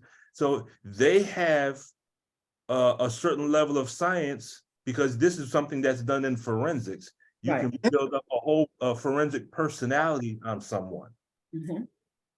And so I can build up a whole forensic personality. Matter of fact, a good show to watch is, what's the one, the naval NCIS, I think it's called. Yes, sir. This is Zakia. This is Zakia. Yes, sir. Yes, sir. That's gonna be our forensic science. That's our forensic. So NCIS, they build up forensic personality, so they can determine, the person's probably about 5 feet to 5'9", and this happened in his childhood. He probably wears red shoes, and they have this whole profile. And then when they find it, it's like 95% correct. So the way the technology is right now, the enemy has taken our reactive mind and put it right on Front Street. They have the science to determine. They know next time we're going to Chick-fil-A, and they have a certain probability within they have these polls within a 5% error plus or minus. Right. He already knows, bro. Lukemon's gonna go get this on Saturday at 5 p.m. He already has that mathematics locked down. Can I ask something? Sir. So Brother Timothy, did that answer your question? Yes, sir. And just real quickly, what made me think about was the Quranic verse, chapter 50, verse 16, where it says, "Certainly we created man, and we know what his mind suggests to him, and we are nearer to him than his life vein." So the devil is also near. Yeah, so he know what our mind suggests as well. Inverse. There you go. Inverse. That's right. There you go, sis. Absolutely. Brother Lukman, Go ahead, Brother Salam. in forensics, they can even take a skull and make out a face by putting clay on it. Then the way the person look. Based on mathematics. Yes, sir. You're right. That's right. So they already know that she knows all about us. Might be the enemy. I don't know. Right. Go ahead, Sister Deborah. Oh, yes, sir. Just to back up what you were saying just a few minutes ago about how they know about everything we're doing. If you have Netflix, I just watched this the other day, The Social Dilemma. And they talk, these are CEOs and people who work for Twitter, Facebook, Instagram, Snapchat, all these other apps that you have on your phone and how they literally are tracking everything you do, and they are baiting you, just like you said. They know you're going to go to Chick-fil-A or Krispy Kreme at a certain time, and so they kind of push this stuff at you. They're baiting you, and we think that the stuff that's coming up on our thread is random. It's not. They are feeding that to you.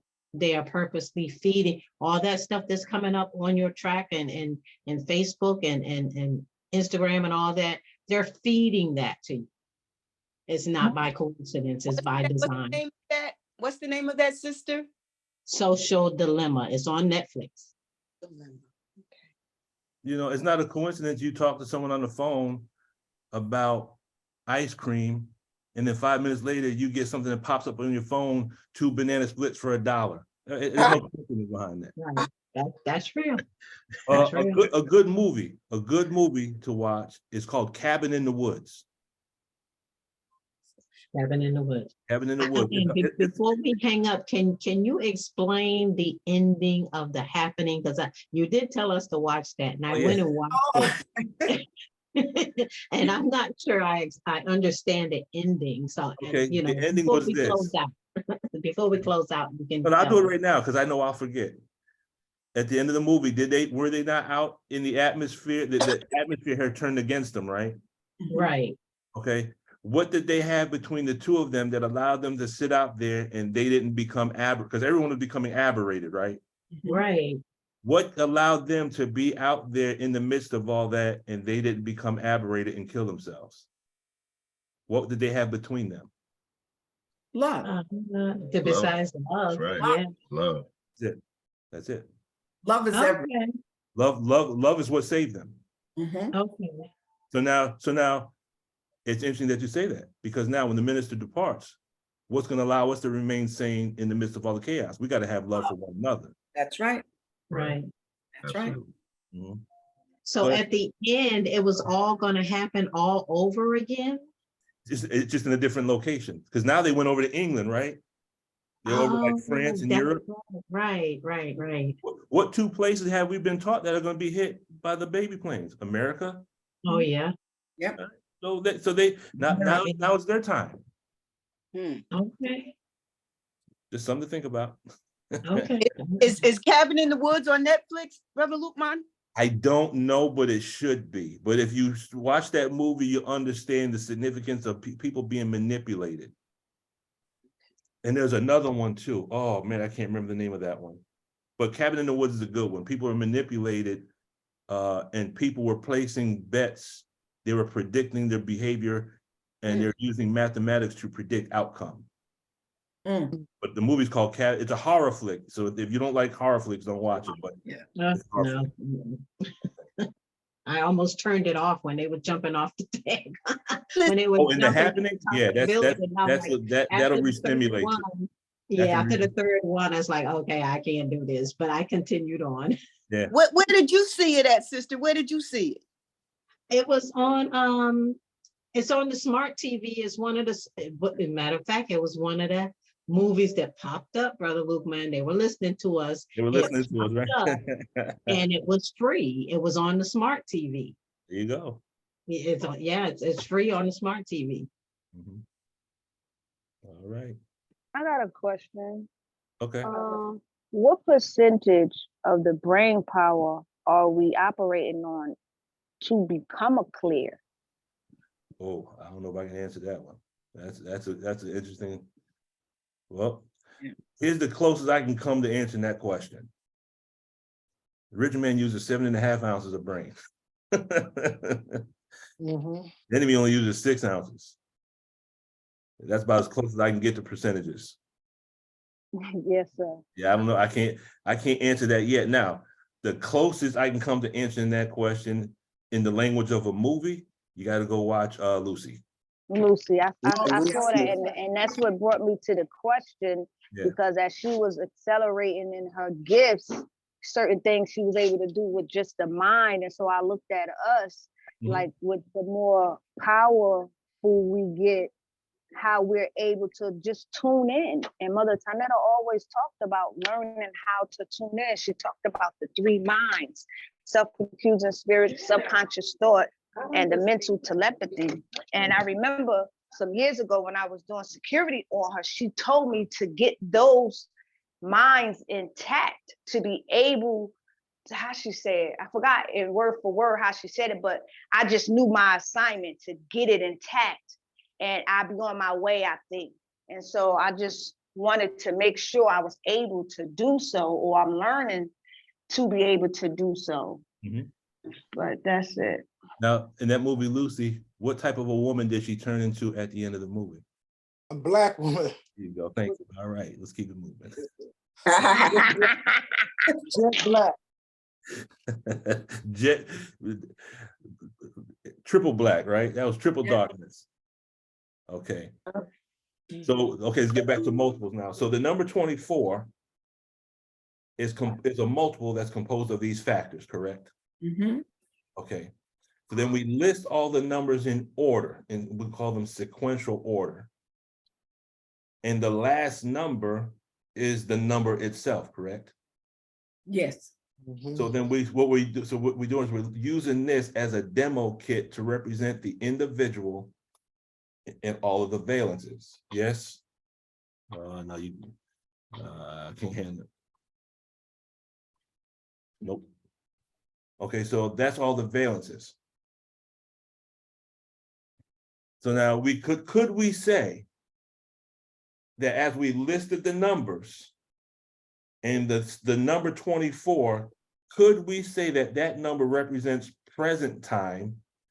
The list of numbers could represent the time track, and the first number represents our point of origin. Yes, sir, from God, from Allah. Number 1 represents God, correct? Mhm. All those numbers in between represent different people in our time track. Could we say that? Mhm. Okay. Okay.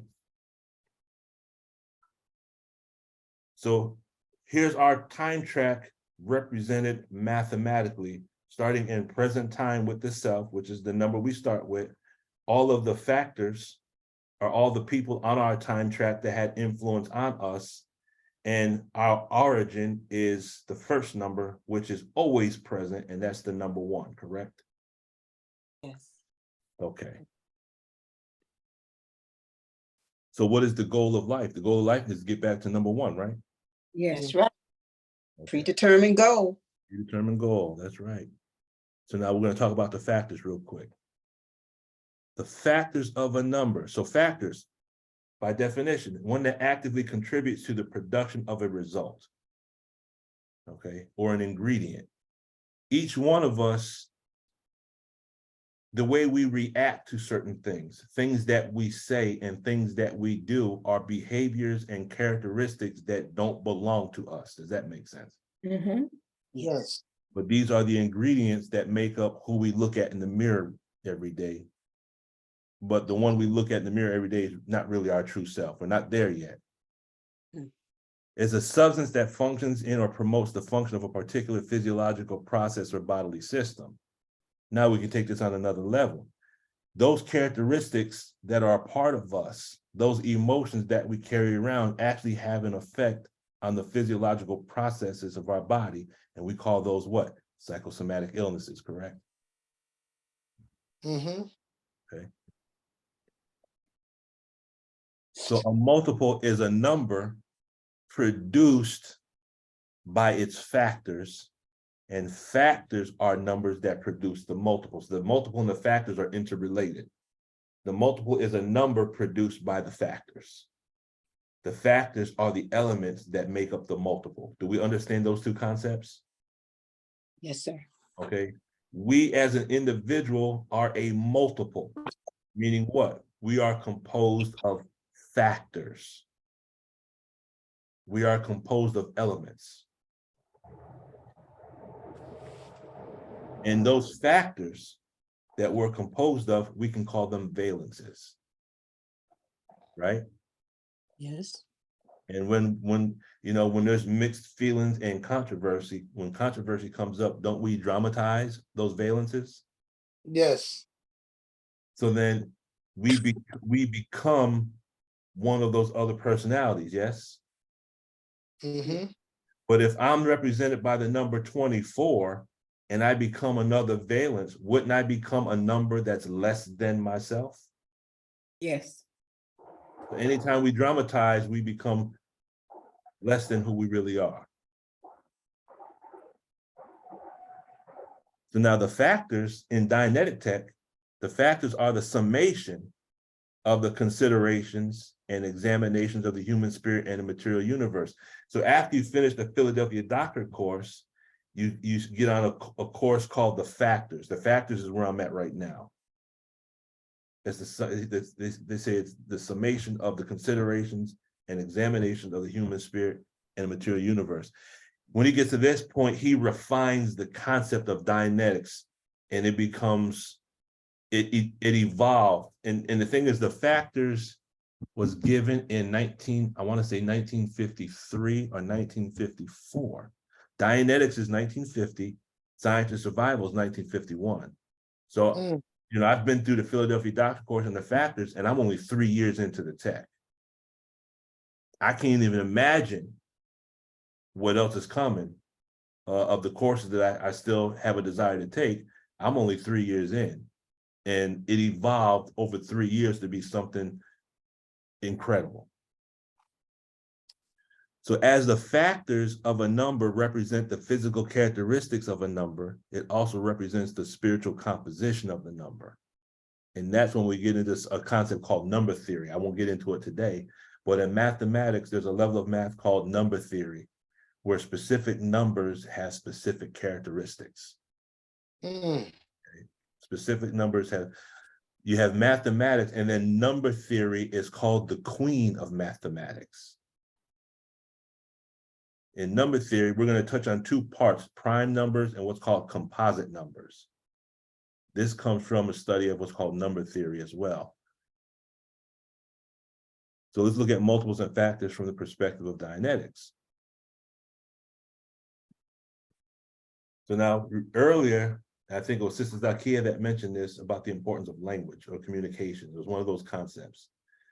But L. Ron Hubbard says an engram can dictate anything it contains, and engrams can contain all the combinations of words in the entire language. Remember, multiples and factors. The engram is composed of words. Does that make sense? Those words form what are called phrases, and the phrases form what's called demon circuits. Okay. So an engram is like the multiple, and the words in the engram are the factors. Does that make sense?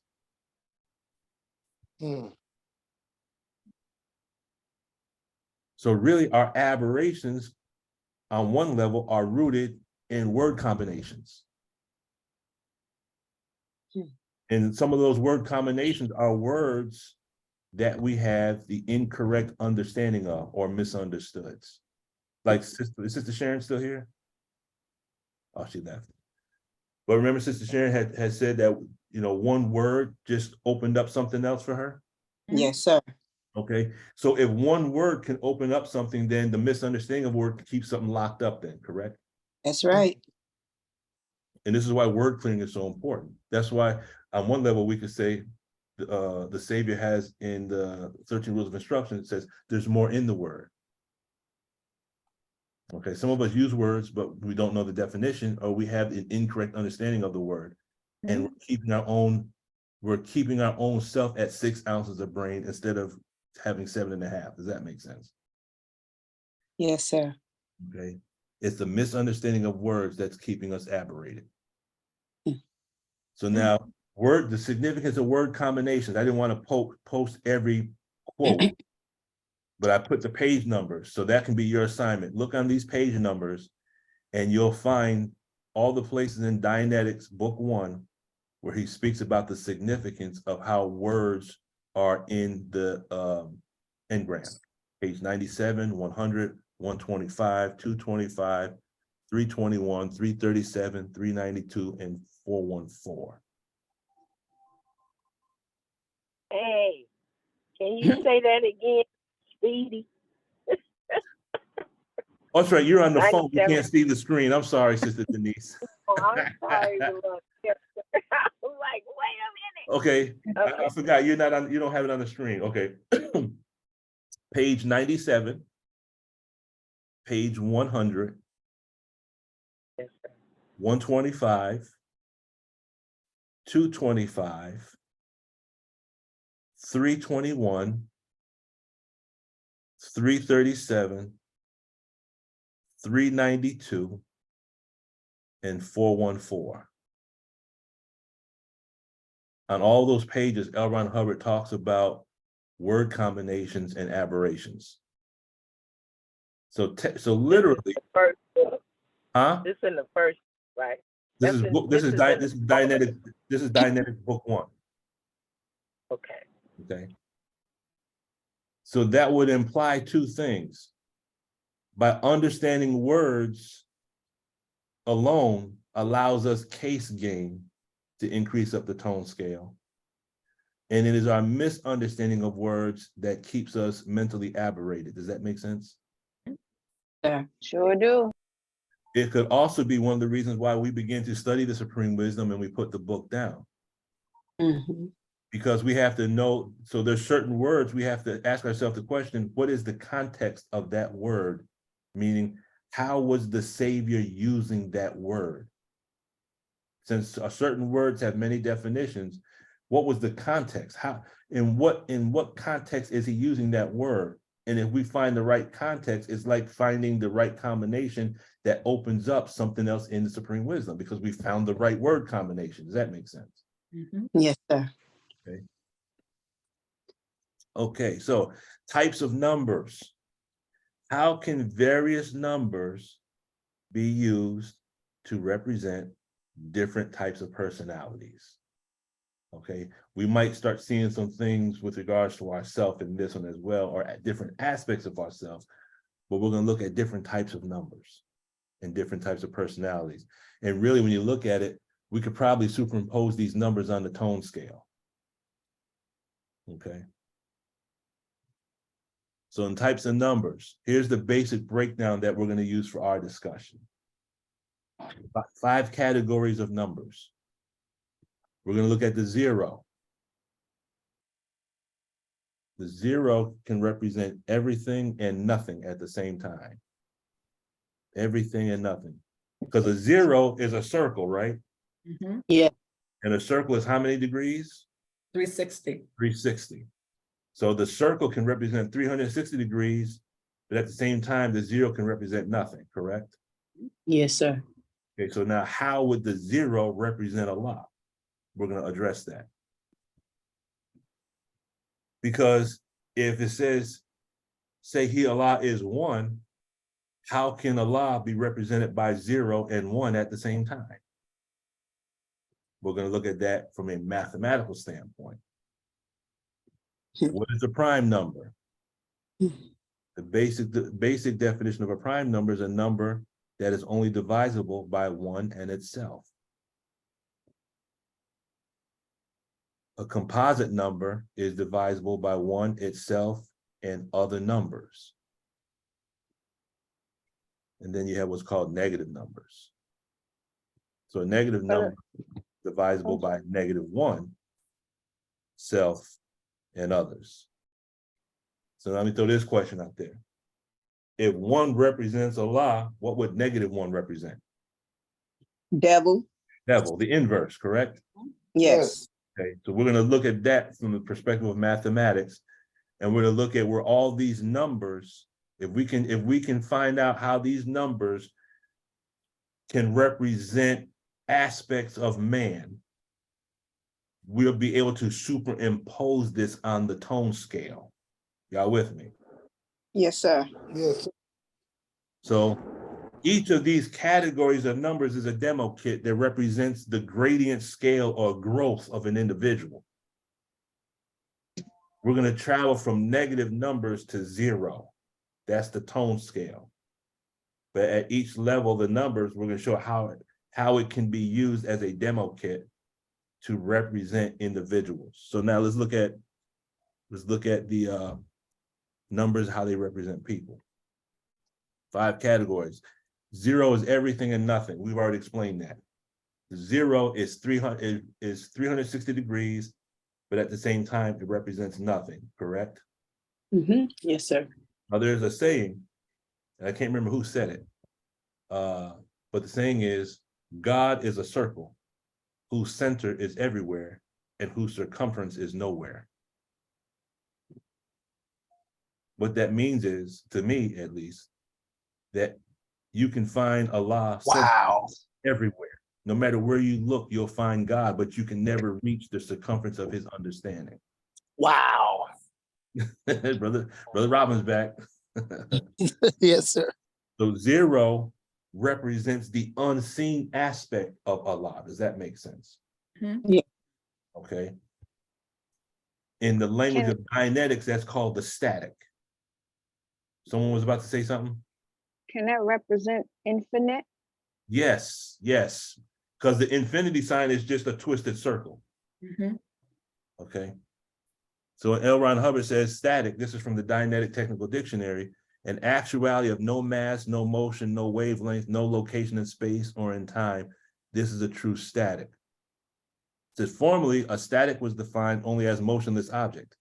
This definition is not adequate, since a state of rest for an object is attained only by an equilibrium of forces, and all objects have in themselves, if only on a molecular level, motion, and exist in space, which is itself an integral portion of motion. So we can't just say a static is something that's not in motion, because this table is not in motion, but the molecules that make up this table, the atoms that make up this table, are still in motion, correct? Correct. Okay. Then he says, hence, in Scientology, we are dealing with a higher level static, a life static, with the ability to postulate and perceive, to make conclusions, decisions, and resolutions. Does that make sense? Yes. So static and life force is the same thing, correct? Yes, sir. And if you look at page 150 in 7 speeches, the Honorable Minister Louis Farrakhan uses the word life force to represent the first God that created himself from triple darkness. So life force, theta, and life static, we're talking about the same thing. So based on this definition, what is the static? The static is something that exists, that has the ability to postulate and perceive, but you can never locate it. You can never find it. It has no central location. Does that make sense? So when we say Allah came in the person of, we could say from the perspective of Dianetics that the life static came in the form of mest. Hmm. Could we say that? Yes, definitely. Okay. So we're talking about an eternal consciousness that manifests in a physical form, and that gives us the number 0 and the number 1. Because we say he, Allah, is 1. Can we see the relationship between 0 and 1? Yes, sir. Is anyone that's confused or lost or might disagree? We're representing the concepts in the language of mathematics. Could you say that one more time, brother, about the 1? Yes, the 1, please. we could say, represents the manifestation of the eternal in one physical form, or the life static coming in the form of a messed body. Yes, I got it. Okay. I got it. Okay. Can we also see that as he's the seen and unseen? Yep. Yes, sir. Yes, sir. Yes, sir. Because the word unseen in Arabic is when you look at Surah 2, section number 1, belief in the unseen to keep up prayer. The word unseen is gaib, and the word gaib does not necessarily mean invisible. It means not available to the senses, hidden from view. Go ahead. Okay, so we're not talking about abracadabra. We're talking about, like right now, Sister Tina is unseen, but I know she's there. Sister Zakia is unseen, But Sister Dakia, you there? Yes, I am. Okay, so she's unseen, but that don't mean she's a ghost. She's just not seen. Would that be like gravity? Gravity is unseen, but you'll see it when you jump off the building. That's right, brother. Yes, sir. Feel it too. And you'll feel it. Go ahead, Sister Tina. The 1 and the 0, the way you explained it, and the way Brother Robin asked, could that be the seen and the unseen? It reminds me of Theology of Time, where the Honorable Elijah Muhammad is putting the 0 on the blackboard, and then he puts a 1 behind. Go ahead. And it represents us. The 0 is us. But when Allah is when Allah is with us, when we're walking in Allah's way, when Allah is guiding our life, that's the 1 behind us. So when we truly live these teachings and it becomes part of our life, people can see Allah in us. You know, so we become the 10. We become the 10 only because Allah is with us. And that's when the unseen and the seen, becomes 1. Because when you become 10, you start another cycle. Exactly. And that's that can multiply ourselves when just by being an example. Okay. You go. Brother Wadud. Assalamu alaikum, sir, and family. I apologize, I missed a lot because of my work schedule, but I had a moment here. And as I'm hearing you speak on the numbers, and you said that how you can take a 0 and twist it, and it becomes the infinity sign. In my mind, I'm thinking that all of the numbers are some configuration from the 0. If you make a break in the 0 and straighten it out, you get the number 1. And then from that 1, you can manipulate that straight line into all of the other numbers up to 9, except for number 4, which would take 2 lines. But as you outlined earlier, the number 4 is a multiple of the number 2. So I don't know where all that connects, but. No, it makes perfect sense, brother. It seemed good. You're tapping into something that's going to take place further down the road of our presentation, because the number 2, when you deal with prime numbers, the number 2 is the only even prime number that exists. There's an infinite number of prime numbers, and the number 2 is the only even prime number. Yes, sir. So there's some relevance to what you're dropping there, brother doctor. All praises due to Allah. Okay, so number 1, say he allows 1, correct? Stable datum. Now, when we looked at all those factors, and all the factors that we listed, the numbers, what number was always present?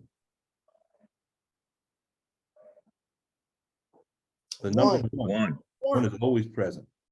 No matter what number you get, no matter from 1 to 1,000,000, if you factor out those, if you find all the factors of a multiple, 1 will always be present. The number 1 can exist by itself, yet all other numbers are dependent on the number 1. Okay. And all numbers can be reduced to combinations of the sum of 1. So what's 2? 1 plus 1. What's 3? 1 plus 1 plus 1. So really, there's only one number that exists, but that one number is an infinite way of manifesting itself. Come on, man. Come on, brother. Beautiful. Okay. So what's prime numbers? Here's where you get into the number theory. The word prime means chief or best individual or part. So here we're talking about, I think Sister Zakiya mentioned the best part. It means first in time or original. So right away, a prime number would represent what type of person? A clear? Yeah, yes, sir. We could say it clear, definitely. Okay, why? A prime means having the highest quality of value. So we're talking about tone scale, right? Not deriving from something else. A prime number is any integer other than 0 or 1. See, 0 and 1 is independent. It has a different set of rules that it follows. 0 and 1 that is not divisible without a remainder by any integers except 1 in itself. So prime numbers will only have 2 factors, 1 in itself. Does that make sense? A prime number can only be divisible by 1 in itself. Well, what does the word divisible mean? Capable of being divided. Well, what's divided? To subject a number to the operation of finding out how many times it contains another number or quantity. So when we took 12, we said 12 can be 3 times 4, 6 times 2, correct? Prime numbers don't deal with that. Prime numbers don't have all that division stuff going on. So prime numbers are numbers that can't be separated or disunited, especially in opinion or interest. Or are we talking about prime people? We talking about prime people or prime numbers? A point or line of division or disagreement. So now if you're talking about disagreement, you're talking about ARC breaks, right? Right. So when Brother Salam said a prime number represents a clear, isn't a clear someone that don't get caught up in disagreement, or no, they don't get caught up in ARC breaks any longer? Yes, sir. Okay. So here's an example of a prime number. 13 is a prime number. Are there any other factors to 13 except 1 and 13? Can we say 2 times something equals 13 if we're dealing with what's called whole numbers? No, sir. Can 13 divided by 3? No, sir. Okay. Now in mathematics, and this is something that most says in Message to the Black Man, he says based on the law of mathematics, 1 can't be divided by 3. Now, maybe, one of these days, I'll show you something in mathematics. There is a law that says that you can't do that, but there's a law that says you can't do it. It's called the division algorithm, which proves, not that we have to prove it, but there are those that say, the Most High Elijah Muhammad said this, that, and the other. Yeah, but we can prove the law of mathematics that shows you can't divide 1 into 3 parts. There's a law in number theory that says you can't do it. 19 is a prime number. Another interesting thing is this. The number 13 is the 6th prime number. Okay, on the list of prime numbers, the number 13 is the number 6. Now, why do you think that's relevant? If you go in the Supreme Wisdom book, problem number 13 is actually found on page 6. Or maybe that's just a coincidence. I don't know. And 13 plus 6 equals 19. So yes, ma'am. Now, what's 13 times 6? 78. 78 beats per minute? That's Number deep. 1? 78 beats per minute? Who heart 78 per minute? Huh? Who hearts beat at 78 times a minute? Oh, that's the uncle of W.D. Farad in problem number 1. His heart beats 70 beats per minute and killed him at 45 years of age. Okay. Is 23 a prime number? If its only factors are 1 in itself, then it's a prime number. Okay. 23 is a prime number. Prime numbers and divisibility. So if a prime number is a number only divisible by 1 in itself, And the word division brings us to the word break or disagreement or disunited. What type of a person would a prime number represent?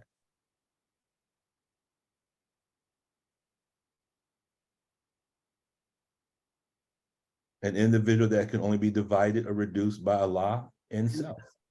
Mhm. That means the only one that can break a prime. So if I'm a prime number, the only one that can reduce me is God and me. Right. That means I control my environment. I control everything in my circumference except Allah. Hmm. Sense? Yes, sir. So So- that makes the Honorable Elijah Muhammad a prime number. And Well, Brother the Most High Elijah Muhammad is a special type of prime number because the number 2 is the only even prime number. Okay. Mm.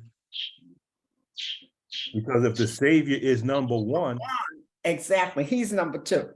then he'd have to be number 2, right? Yes, sir. Now watch this. The word in Arabic, farad, comes from the root word farada, which means first of a pair. Mm. So just in the name itself implies a second one that will be coming, that's connected to the first. Mhm. And then the sum of 1 and 2 is what? 3. 3 is the first prime number, that's odd. And we say that Allah loves the odd numbers, correct? Who is 3? Wow. The Honorable Minister Louis Farrakhan. Right then. That's the Holy Trinity math and mathematics, 1, 2, and 3. And that reminds me of the Honorable Elijah Muhammad, the first begotten of the dead, which is the first that Master Farah Muhammad made, and the minister is the first of them who slept. Go ahead. I'm getting goosebumps just when you're saying it. So he's the first of who we supposed to be. Yes. That's why he's our example. Exactly. Yes. Yes. So our history is in the mathematics. Yes. So the prime numbers represent the true believers, the purified ones. Okay. So prime numbers are like individuals that have only 2 valences, the valence of God and the valence of self, the individual personality, correct? There's no other valences in there. There's no reactive mind, there's no circuits. There's only God and self. That's it. There's nothing in between that. Does that make sense? Yes, sir.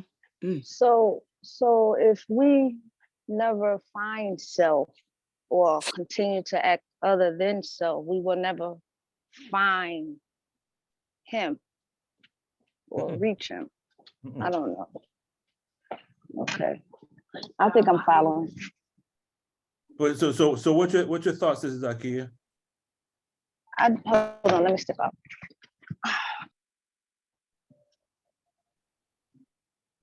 Okay, I just felt like if we continue to act other than ourselves, then we will never find him or find that connection or be one with him. that was just my mindset. No, I'm glad you said that because we're going to touch on that specifically in just a minute. Okay. It's going to make sense, I believe. Okay, so prime numbers are like the demo kits that represent individuals that are clear. They have no valences. So does everyone understand that concept of a prime number? Yes, sir. And again, all of this might not stick, but as long as some of it sticks, and then all you have to do is just keep studying it, it'll all make perfect sense. Okay. So a prime number equals a clear. So what's a clear? Bring a person through auditing to the state of clear, to release all the physical pain and painful emotion from the life of an individual. So now remember, the physical pain and painful emotions comes from people and what people have said, correct? Okay, so those are the valences. Clearing is a gradient process of finding places where attention is fixed and restoring the ability of the pre-clear to place and remove attention under his own determinism. So when we find all these factors in the number and we relate that to the individual, we're finding all the places on the time track where our attention is fixed. Because of what? Our attention is fixed on people, places, and things that have been said and things that have been done we're in present time, but part of our mind is still talking about what used to be and what happened to me and this, that, and the other, correct? Mhm. So we're not in In a- present time. Right. In an Okay. aberration.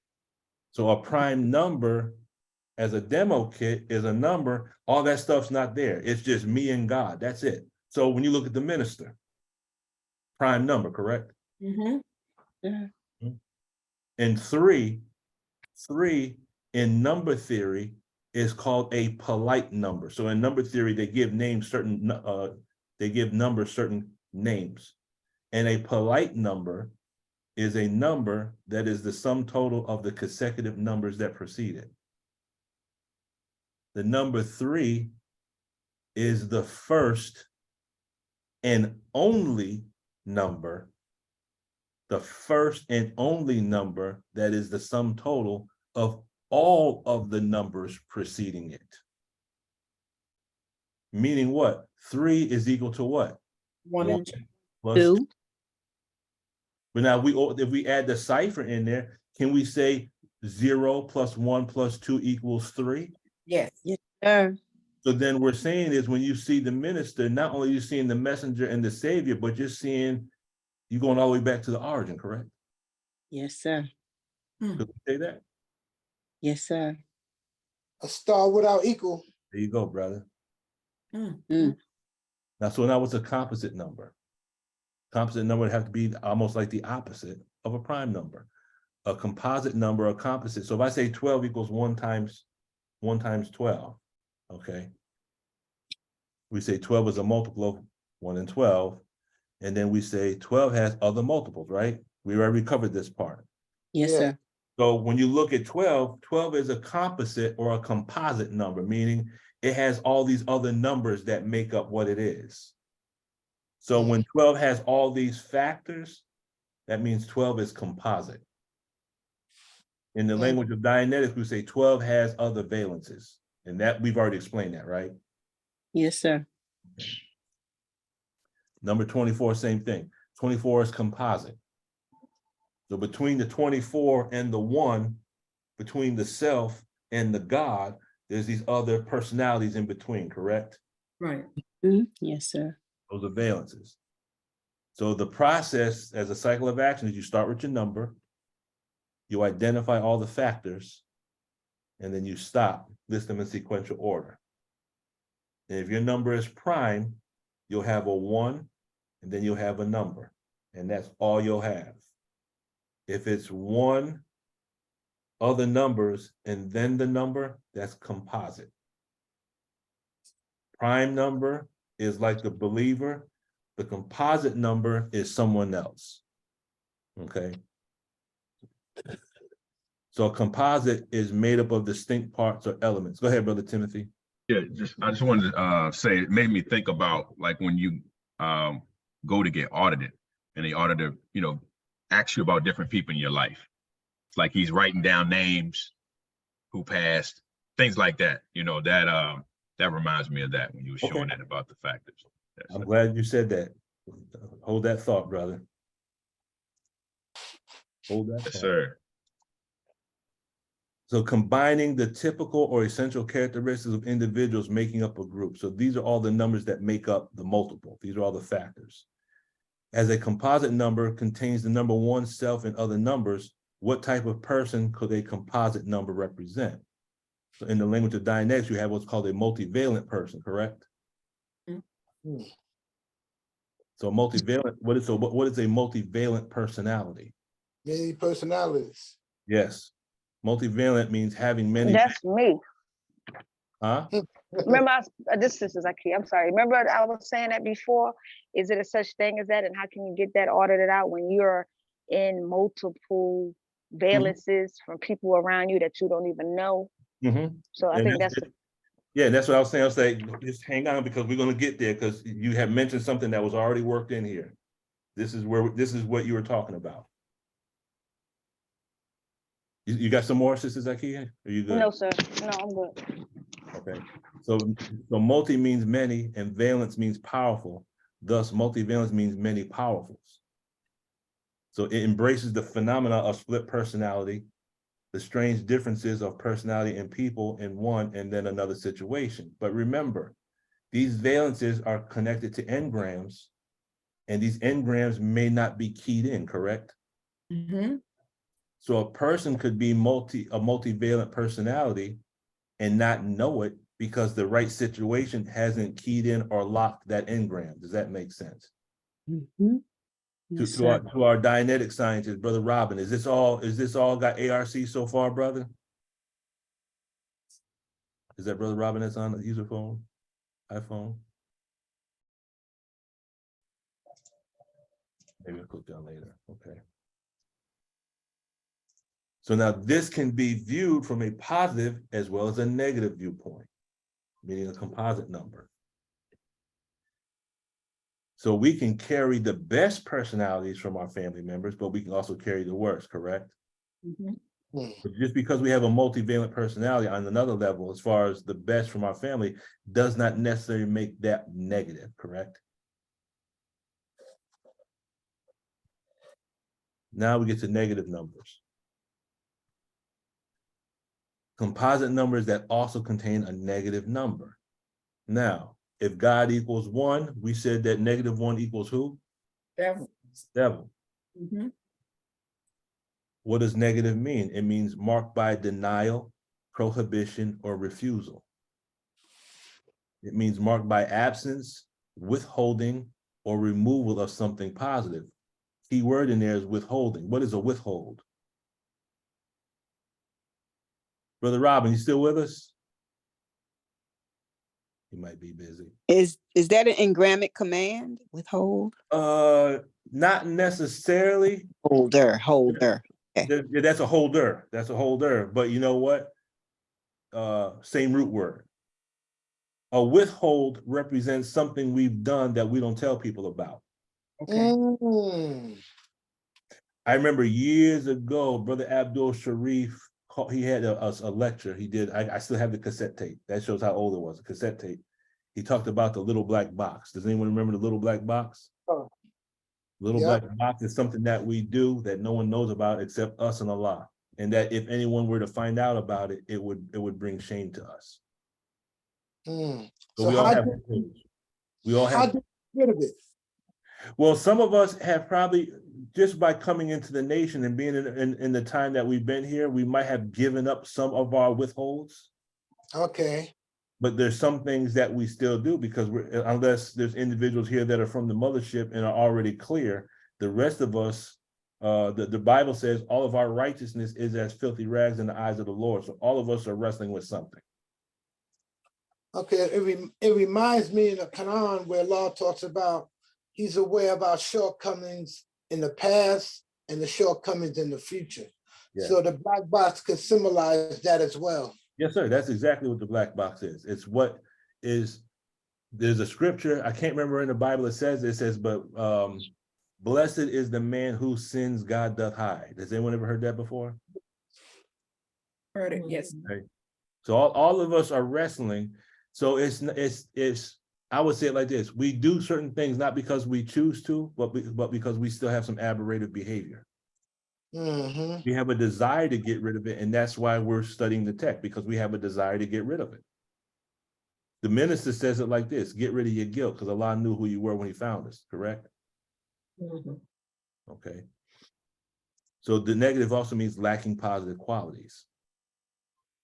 So if I take -12, this is what I was saying at the very beginning, 12 has 6 groups of factors, correct?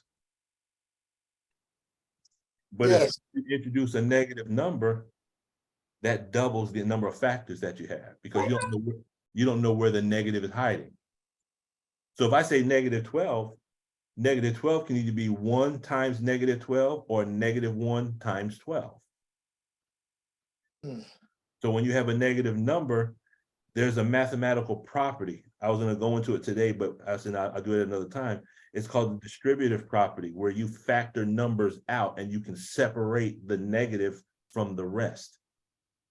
In Dianetic language, that's called auditing. Does that make sense? Isn't auditing separating the negative from the individual? Yes, sir. Okay, in mathematics, that's called the distributive property. Okay. So when you have a negative number, there's a devil in there somewhere. You gotta find it and bring it out. Okay. So for negative numbers, you have to figure out where the negative one is located. Okay. That's what auditing is. You have to locate the negative and then remove it. In mathematics, it's called distributing the negative number. Okay. Now here we are with Brother Timothy, and this is where we're going to wrap it up because I just realized what time it is, and I didn't realize it was so late. Brother Timothy, here we go with you're talking about case inventory. Was that what you're saying? Yes, sir. Okay, this is really where we're going to end it today. But this is why case inventory is so important. But because we've gone through the principles of mathematics, I think we'll understand this a little bit better if we didn't already. So in the case inventory, what are you doing? Before you even audit someone, you're asking them questions about different aspects of their past, correct? Mm-hmm. Okay. So you complete this at the beginning before you run the case. You're doing an inventory. So what you're really doing is you're looking at this pre-clear as a multiple, and you already know, since the pre-clear is aberrated, that they're composed of various factors. Does that make sense now that we've kind of tied all that together? The pre-clear is a multiple that's composed of factors. And these factors working in combination is what's causing the aberrated behavior, correct? Yes, sir. Yes, sir. So as one identifies all the factors of a number, one understands all the possible combinations that produce the number. We're doing that same thing with people. So I know this person is, so if I know all the elements of this person, and then I can see all the possible combinations between people, statements, locations, and now I can start to bring these things together, then I can figure out why this person is saying and doing what they're saying and doing. And then I distribute the negative one out. Now I can remove the negative one out of the equation. Does that make sense? Yes, sir. So what's a case inventory? Family dynamics. Did you grow up with your mother or father? How about your aunts and uncles?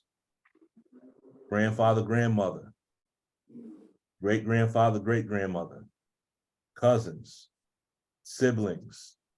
Okay, what are we doing? I'm trying to find all the factors that make up your family dynamic. So family is like another multiple that's composed of factors, correct? Yes. So I'm listing all the possible sources of this person's aberration. And if I have all the sources, as we're going through the process of auditing, that I know for a fact I can be 100% correct, because if I have every possible source of aberration, eventually I'll get the right one. Does that make sense? Mm-hmm. Yes, sir. Did you have problems in school? Okay. Did you have problems in preschool? Did you have problems? I just saying it, my mind shot back to the second grade, back to 1977. Now down south, you do something wrong, you get paddled. You either get it on the butt or they have you hold that hand out with that doggone ruler. Mm-hmm. And I remember, it just popped in my head as we were talking. Another child had said it, but someone had said that I did it, and I got beat for something I didn't do. That was in Gadsden, Alabama, 1977, in a school called Stripling on the south side of Gadsden. That just popped in my head just now. So things that happen to us in school, preschool, kindergarten, middle school, college, high school, doesn't matter. That could be a source of our aberration. Because why? There could be a person that was there, people, places, and things, a person in that place that said or did something that's still with us. Some of us have mathematical engrams. Some of us stopped studying math because we were embarrassed. We went to the chalk because there was no dry erase boards back then. Went up to the chalkboard, got the answer wrong. The teacher made us feel dumb, and we turned around and the kids made fun of us for the rest of the day. So what do? I don't do math anymore. Yeah. Okay. As we grow up as children, did we have psychosomatic illnesses? Was there anything that we suffered from? Okay. Do we have any aberrated behavior? Meaning what? If we get in a certain mood, if someone says something to us, do we get angry easy? Do we get depressed easy? Do we get on a roller coaster? Are we good while we're on the Zoom meeting? And then an hour later, are we back down to apathy and grief?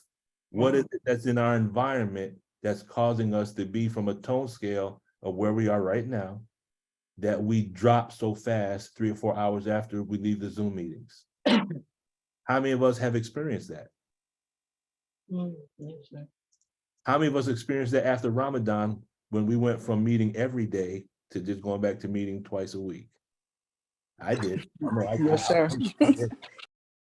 Go ahead, brother Wadu. Yes, sir. Just very quickly, as you were saying about how classroom conduct can impact or lead to us being reserved to participate, that even happens to those in an adult setting.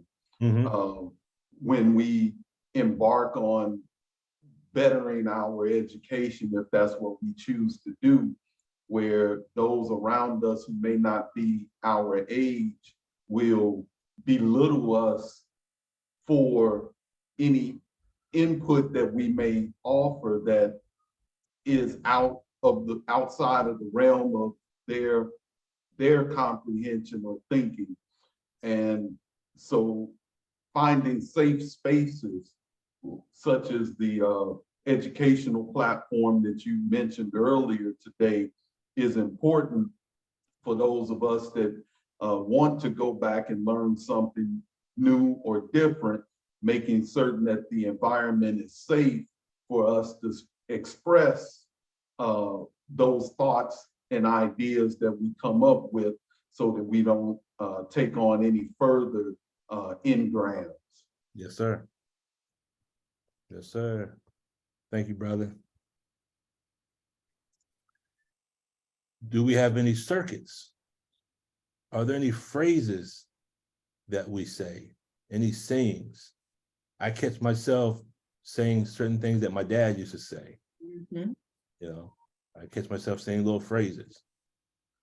Sometimes I'll do something and I'll hear sometimes he'll say, "Boy, you sure are slow." Because I would procrastinate sometimes. I have a situation with procrastination. But I'm not going to say, well, my procrastination is based on that circuit. No, I procrastinate. And that's something I'm striving to overcome myself, is just the whole process of procrastination. Early childhood illnesses. So the psychosomatic illnesses are what we suffer from now. The early childhood illnesses are things that we suffer from in our childhood. But they could be interchanged as well. Okay. Dramatizations. Aberrated behavior. There was something else. There was something else. There was something else. There was something else. Oh, darn it. It's not aberrated behavior. Is it something about repeated something? Oh, I got my manual right here. I might have to correct that. It wasn't aberrated behavior. It was accidents. I wrote it wrong. Accidents. Were we ever in any type of accident? I got to correct that. And this is why this is significant. In 1980, I remember we were traveling back from Florida, myself, my older sister, and my father. And I fell asleep in the back seat. And we had a serious car accident. My father fell asleep behind the wheel because he was rushing to get back in time to get back to work. and we went airborne, and I was in the back seat sleeping, and I woke up right as we were crashing. And for a number of years, I could not sleep in a moving vehicle. As soon as, if I fell asleep, if the car jerked a little bit, I was wide awake thinking I was back at that car accident again. So different accidents that have taken place, we have to know about. Occluded personality. This is someone that probably is not family. So the occluded personality could be a teacher in school. It could be the principal in kindergarten. So the occluded personality is any individual that perhaps may not be connected to family, uncles, aunts, uncles, grandfather, grandmother, cousins, siblings. These are what's called the occluded personality. Any operations? Have we ever gone under the knife? Okay. Have you ever had any pets? Why is that significant? Because to a child, to have a pet and the pet dies, that's serious. Yeah. That leaves a mark. Okay. So these are the things that are, so these elements help to identify the areas where problems exist. So now, how is this connected? We were dealing with multiples and factors, correct? And identifying all the factors upon which the multiple is composed. Does that make sense? Everyone? Yeah. It makes sense? Yes, sir. Okay. So as we locate the factors in order to understand the dynamics and the composition of the multiple, this is why we do the inventory, to understand here's all the possible reasons why this person is aberrated. So the person represents an equation. The person's behavior is going to produce an output. By doing an inventory, we can figure out what input is producing the output. And if I can figure out what's producing the output, now I can distribute or remove that from the equation. Does that make sense? Yes, sir. So we're handling the individual the same way we handle mathematics. It's the same principles, but mathematics is the interpretation of the wisdom through symbols. Dianetics, we're applying it to how the mind operates. And since there's really only one law that exists in the universe, and this one law manifests in an infinite number of ways, by understanding the different levels of mathematics, we can understand the different levels of how the mind operates. Does that make sense? Okay. So when we can identify these elements in an individual, these are all the held down sevens. So we're really, in mathematical language, we are factoring the individual. We're finding all the facts of the individual. Excellent. And we're looking at all the combinations between these facts that are producing the outputs. So if I know the person, so if I see the person is aberrated, okay, there's a -1 in there somewhere. I got to find the right combination, and then I got to factor out the -1. Okay. Summary. Can we agree that numbers can be used as demo kits to represent individuals or people? Yes. Okay. Can we say that the 0 represents the concept of static of life in Dianetic tech? Yes. Okay. Can we say the number 1 could represent Allah, God in the person of? Yes, sir. Okay. Could a prime number represent a believer or a purified or a clear individual? Yes, sir. Okay. Could a composite number represent a multivalent personality, not necessarily negative person, but a person that has more than one personality?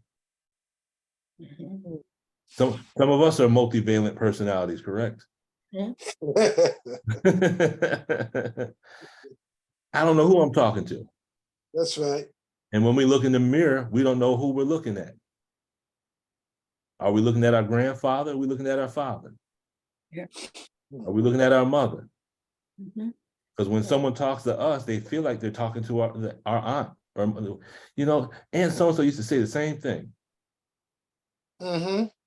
And then can negative numbers represent people that are aberrated? Yes, sir. All right. So now what's coming next, God willing,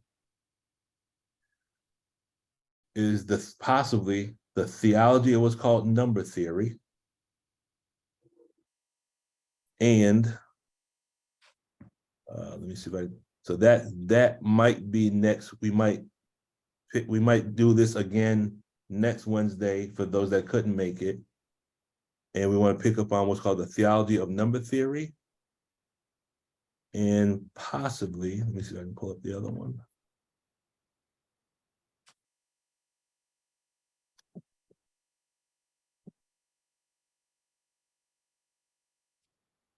And the other one will be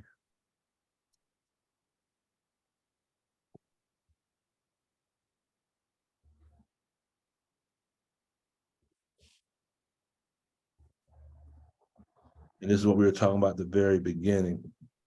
This is, you know, what's called prime factorization. Because you can look at this concept in mathematics, and if you can, basically every number can be broken down into a set of prime numbers that makes each number unique from every other number that exists.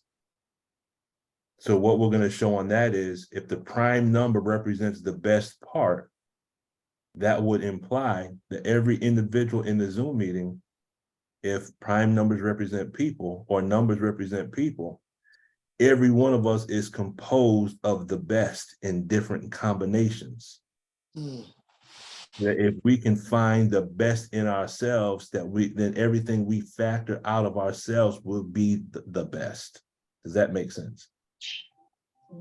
Yes, sir. Okay. And we'll explain that through the language of mathematics, Allah willing, at another time.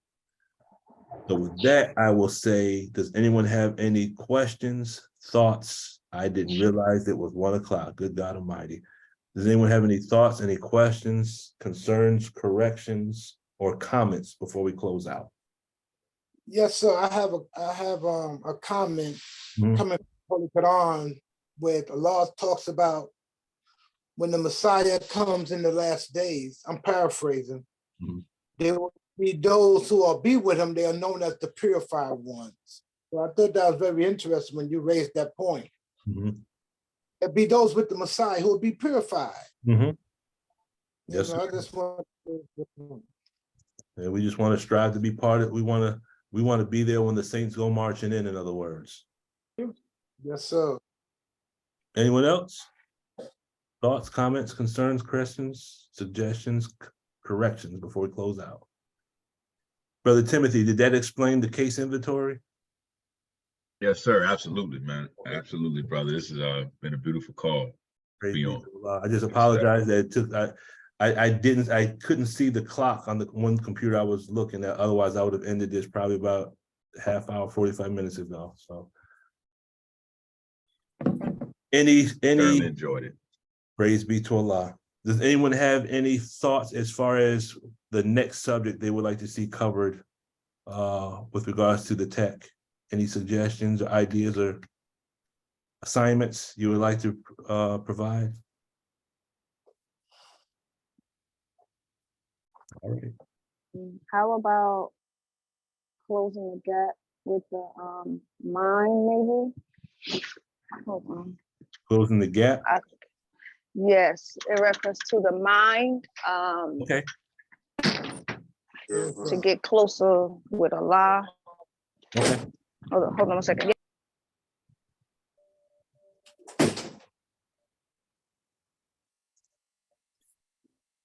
Go ahead, Sister Sharon.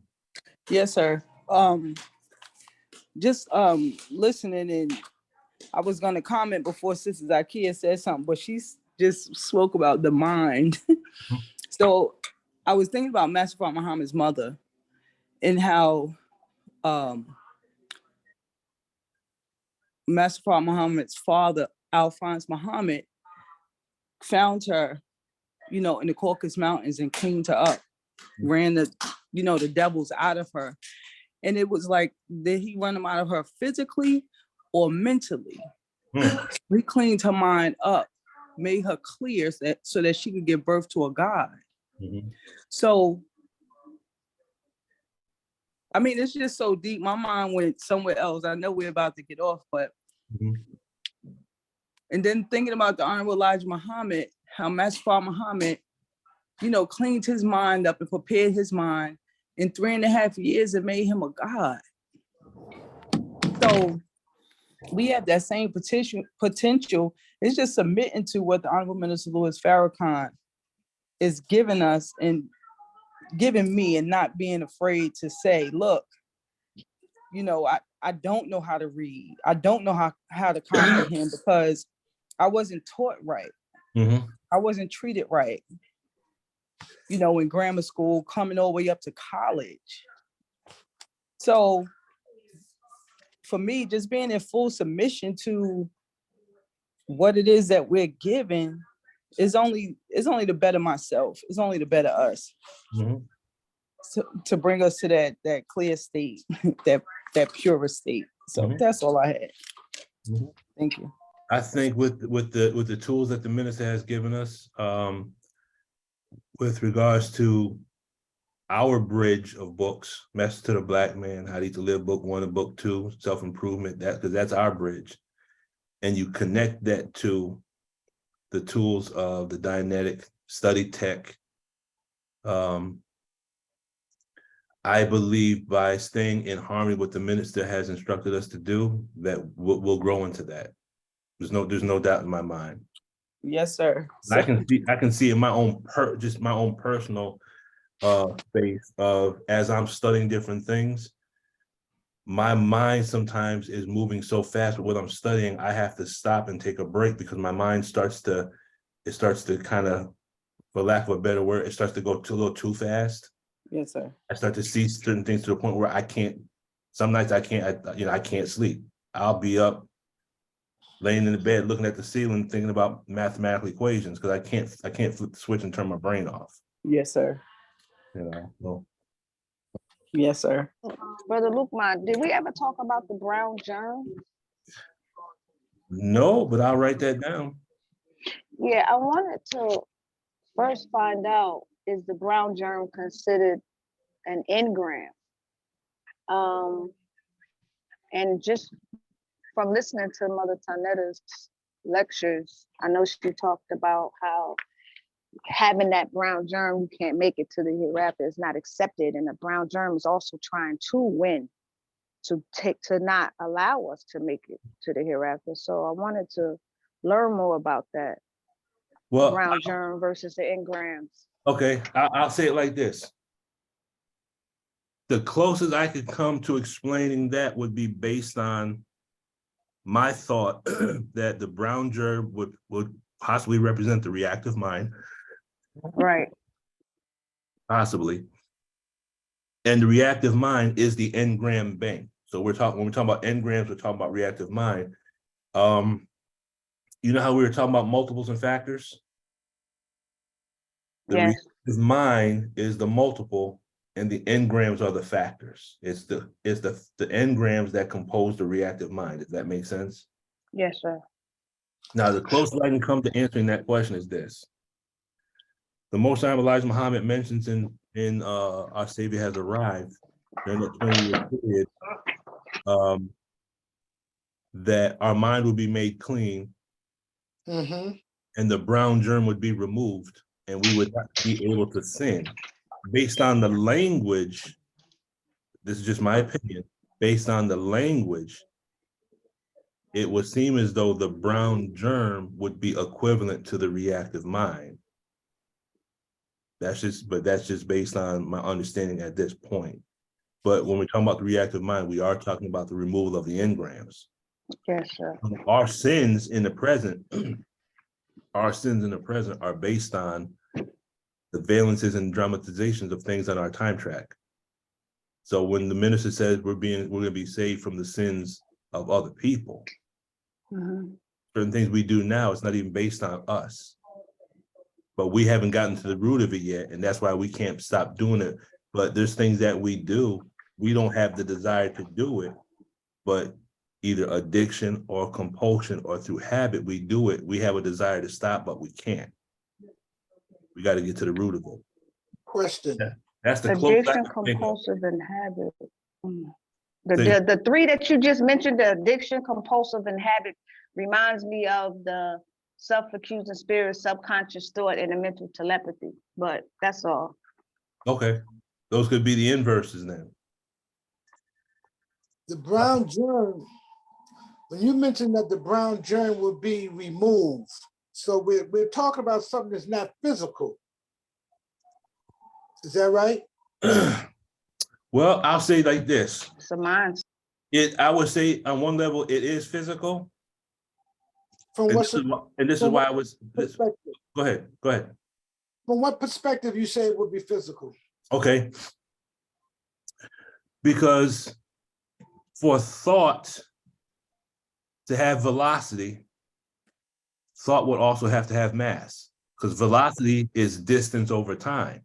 Okay. So for something to have velocity, it has to have mass. It has to have existence. It can't be mystery thought.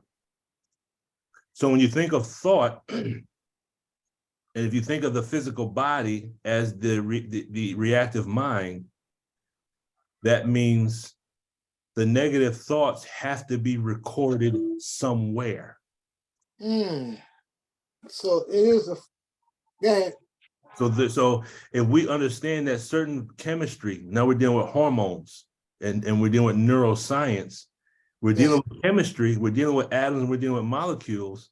But now, what if the same way you record sound on a VHS, back when we had VHS tapes, or you record sound on a cassette, you're taking sound, which sound doesn't, it doesn't seem like it has anything, it's just sound, but sound is molecules, and those molecules are recorded on something physical. What would make us think that our experiences are also recorded on something physical? The removal of the engram, it's possible that we are removing something that's physical, because when we remove charge from a case, remember the charge from a case, you go process and you start crying, correct? What's being removed as we cry? Sister knows this because of her background as a nurse practitioner. Any stressful moment causes the body to produce adrenal corticotropic hormone, ACTH. And science shows that ACTH, as it builds up in your body, it starts to deplenish or defeat the immune system. As ACTH increases, disease increases. Right, you're more susceptible. You're more susceptible to diseases because of ACTH and then cortisol. So now what happens is this. It has been shown that in tears of grief, the chemistry is different than tears of happiness, because in tears of grief, they have found amounts of ACTH in those tears. So when we're crying through auditing, we're removing aspects of the engram through our tears. Excellent. And in Dianetics, L. Ron Hubbard mentioned, I think in 2 points, he says ACTH is like a glue that keeps the engrams in place. So when we can bring up that emotion and cry, what are we doing? We're bringing up the emotion. What if, I don't know, but what if the emotion is recorded on the ACTH? So in crying and removing the ACTH, what are we removing? We're removing the grief along with it. So now what happens is the memory gets filed back into standard memory banks, but we don't have the emotional charge that's on it any longer. Why? Because that negative thought, just like we were talking about, you have to identify the negative one and remove it. We remove the negative one through the tears, the ACTH. Wow. Okay. That's just a thought that comes to mind as we're talking about it. Yes. Go ahead, Sister Melanie, and then we gotta. Okay, all right. So I just had a quick thought as the brother was talking, and we were talking about the brown germ, and it occurred to me that, that physically, well, we physically have the brown germ because that's what Yakub manipulated. But then as I was thinking about that, it occurred to me that, and being the reactive mind, and again, this is just quick, but it's like the Caucasian, the white man is our reactive mind that we can see walking around. It's the composite of all the craziness in us that wasn't. Go ahead. visible. So when Allah made the white man, or allowed Yaqub to make the white man, he took everything out of us to show us what was in us, or the potential for evil. And so maybe when it talks about removing the brown germ, some of that has already been done physically, but mentally, you know, we have to clean it up. So that's what I thought of. That was good. That's good. Yeah. That's good. Excellent. So it's both mentally and physically, and some of it is physically, as you said, but then in past, maybe the physical removal has already happened because we're seeing him walking around. That's our reactive mind. And then the last thing is 2 books to read Okay. outside of the teachings that will give stable datum for what you just said, Sister Melanie. 2 books. One, The ISIS Papers by Dr. Francis Cress Welsing. Okay. Yep. And I have a feeling that you've already read that one. Yes, sir. Number 2 is The Iceman Inheritance. Okay. And I think that person's name is Michael Bradley. If not, if I'm incorrect, I'll send the correction. Okay. Because he's actually a Caucasian author who writes about the history of his own people, and he says the same thing. Okay. Okay, 2 good books. All right, family. Wow, it's been 3 hours. That's, I think, the longest we've ever gone. I can do this all day, but I know you can't. So let's go ahead and get ready. Yes, sir. I don't go back to work till Saturday, so I can stay, but I don't want to take up all your time. Brother Salam, if you do us the honors, please. Yes, sir. The closing prayer. Bismillah ar-Rahman ar-Rahim. Alhamdulillah Rabbil Alameen. Ar-Rahman ar-Rahim. Maliki Yawmiddin. Iyyaka na'budu wa iyyaka nasta'in. Ihdina siratal mustaqim. Siratal ladina an'amta alaihim. Gayu Makdubi alaihim waladdallin. Amen. Assalamu alaikum. Salam, family. Have a blessed day. You do the same, family. See you on Sunday, inshallah. Brother Lukman, I got to give you a call. Okay, yes, sir. Yes, sir. Oh, and Brother Lukman, I told Sister Evelyn to send you an email because she hasn't heard from anyone from the org as far as working on her course. So I told her to send you an email. I'll be right on that today. All right, sir. Thank you. Have a blessed day. You too. Thank you. Assalamu alaikum. Walaikum salam.